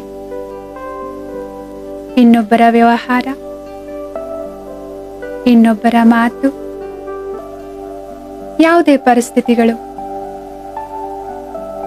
ನನ್ನ ಈ ಖುಷಿಯನ್ನ ನನ್ನಿಂದ ದೂರ ಮಾಡಲಿಕ್ಕೆ ಸಾಧ್ಯ ಇಲ್ಲ. ಪರಿಸ್ಥಿತಿಗಳು, ಮಾತುಗಳು, ವ್ಯಕ್ತಿಗಳು ಬಾಹ್ಯವಾಗಿದ್ದಾರೆ. ನನ್ನ ಸಂಕಲ್ಪಗಳು ನನ್ನ ರಚನೆಯಾಗಿದೆ. ಪ್ರತಿಯೊಂದು ಸಂದರ್ಭದಲ್ಲೂ ಸಕಾರಾತ್ಮಕವಾದ ಆಯ್ಕೆ ನನ್ನ ನಿರ್ಣಯ ಆಗಿದೆ. ವಿಪರೀತ ಪರಿಸ್ಥಿತಿಗಳಲ್ಲೂ ಕಠಿಣ ಪರಿಸ್ಥಿತಿಗಳಲ್ಲೂ ನನ್ನ ಬಗ್ಗೆ ಗಮನ ಹರಿಸುವಂತಹ ಆದ್ಯತೆ ಮೊದಲನೇದಾಗಿದೆ. ಮನಸ್ಸನ್ನ ಹಗುರವಾಗಿಟ್ಟುಕೊಳ್ಳೋದು, ಸಶಕ್ತವಾಗಿಟ್ಟುಕೊಳ್ಳೋದು ಸಂಪೂರ್ಣ ನನ್ನ ಜವಾಬ್ದಾರಿಯಾಗಿದೆ. ಈ ನನ್ನ ಜವಾಬ್ದಾರಿಯನ್ನು ನಾನು ಸದಾ ನನಗೋಸ್ಕರ ನಿರ್ವಹಿಸಲು ಬದ್ಧನಾಗಿದ್ದೇನೆ. ಸದಾ ಖುಷಿಯಾಗಿರುವುದು, ಹಗುರವಾಗಿರುವುದು, ಇನ್ನೊಬ್ಬರಿಗೂ ಕೂಡ ಖುಷಿಯಾಗಿರೋದಕ್ಕಾಗಿ ಪ್ರೇರಣೆ ನೀಡೋದು ನನ್ನ ಕರ್ತವ್ಯ ಆಗಿದೆ. ಖುಷಿ ನನ್ನ ನಿಜವಾದ ಗುಣ ಆಗಿದೆ, ನನ್ನ ಸಂಸ್ಕಾರ ಆಗಿದೆ. ಆ ಸುಖದ ಸಾಗರನ ಸಂತಾನನಾಗಿದ್ದೇನೆ ನಾನು. ಮಾಸ್ಟರ್ ಸುಖದ ಸಾಗರನಾಗಿದ್ದೇನೆ, ಸುಖ ಸ್ವರೂಪನಾಗಿದ್ದೇನೆ. ಖುಷಿ ನನ್ನ ಸಂಕಲ್ಪದಲ್ಲಿ, ನನ್ನ ಮಾತುಗಳಲ್ಲಿ, ನನ್ನ ವ್ಯವಹಾರದಲ್ಲಿ ಸ್ವಾಭಾವಿಕವಾಗಿದೆ. ಪ್ರತಿಯೊಂದು ಮಾತಿನ ಬಗ್ಗೆ ಧನ್ಯವಾದ ಭಾವನೆಯಿಂದ, ಪ್ರತಿಯೊಂದು ಮಾತನ್ನ ಹೇಗಿದೆಯೋ ಹಾಗೆ ಸ್ವೀಕಾರ ಮಾಡ್ತಾ ಈ ಖುಷಿಯ ಅನುಭವನ ಸದಾ ಅನುಭವ ಮಾಡುವಂತಹ ಶಾಂತ ಸ್ವರೂಪ, ಶಕ್ತಿ ಸ್ವರೂಪ ಆತ್ಮ ನಾನಾಗಿದ್ದೇನೆ.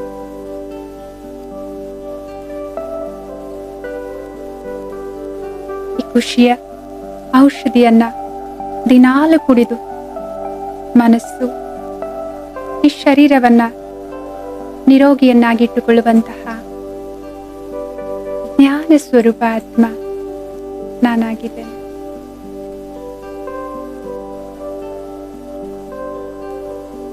ಇನ್ನೊಬ್ಬರನ್ನ ಕ್ಷಮೆ ಮಾಡ್ತಾ, ನನ್ನ ತಪ್ಪುಗಳಿಗೆ ಇನ್ನೊಬ್ಬರಿಂದ ಕ್ಷಮೆಯನ್ನ ಕೇಳ್ತಾ ಸದಾ ಹಗುರವಾಗಿರುವಂತಹ ದಿವ್ಯ ಆತ್ಮ ನಾನಾಗಿದ್ದೇನೆ. ಸ್ವಯಂನ ವಿಶೇಷತೆಯನ್ನ ಗುರುತಿಸ್ತಾ, ಕಾರ್ಯವ್ಯವಹಾರದಲ್ಲಿ ತೊಡಗಿಸ್ತಾ, ಅನೇಕ ಪ್ರಾಪ್ತಿಗಳಿಂದ ಸಂಪನ್ನನಾಗಿರುವಂತಹ ಸಿದ್ಧಿ ಸ್ವರೂಪ ಆತ್ಮ ನಾನಾಗಿದ್ದೇನೆ. ಸತ್ ಚಿತ್ ಆನಂದ ಸ್ವರೂಪ ಅಜರ ಅಮರ ಆಗಿರುವಂತಹ ಅವಿನಾಶಿ ಆತ್ಮ ನಾನಾಗಿದೆ. ನನ್ನ ಆತ್ಮ ಸುಖ ಸ್ವರೂಪನಾಗಿದ್ದೇನೆ, ಆನಂದ ಸ್ವರೂಪನಾಗಿದ್ದೇನೆ.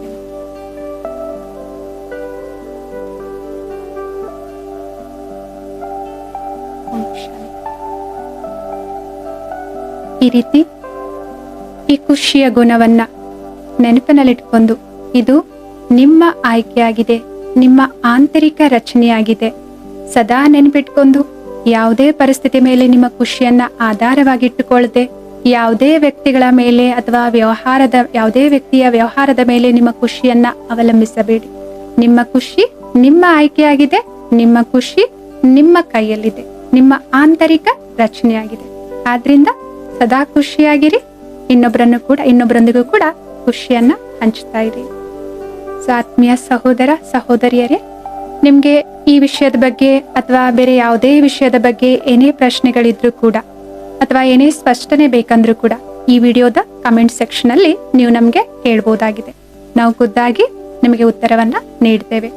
ಮತ್ತು ನೀವು ನೇರವಾಗಿ ನಮ್ಮನ್ನ ಸಂಪರ್ಕ ಮಾಡಬೇಕು ಅಂತಂದ್ರೆ ಈ ಸ್ಕ್ರೀನ್ ಅಲ್ಲಿ ತೋರಿಸಲಾಗಿರುವಂತಹ ಮೊಬೈಲ್ ಸಂಖ್ಯೆಗಳಿಗೆ ನೀವು ಕರೆಯನ್ನ ಮಾಡಬಹುದಾಗಿದೆ. ಮುಂದಿನ ಸಂಚಿಕೆಯಲ್ಲಿ ಮತ್ತೊಂದು ವಿಷಯದೊಂದಿಗೆ ನಾವೆಲ್ಲರೂ ಭೇಟಿಯಾಗೋಣ. ಅಲ್ಲಿಯವರೆಗೂ ನಮಸ್ತೆ, ಓಂ ಶಾಂತಿ.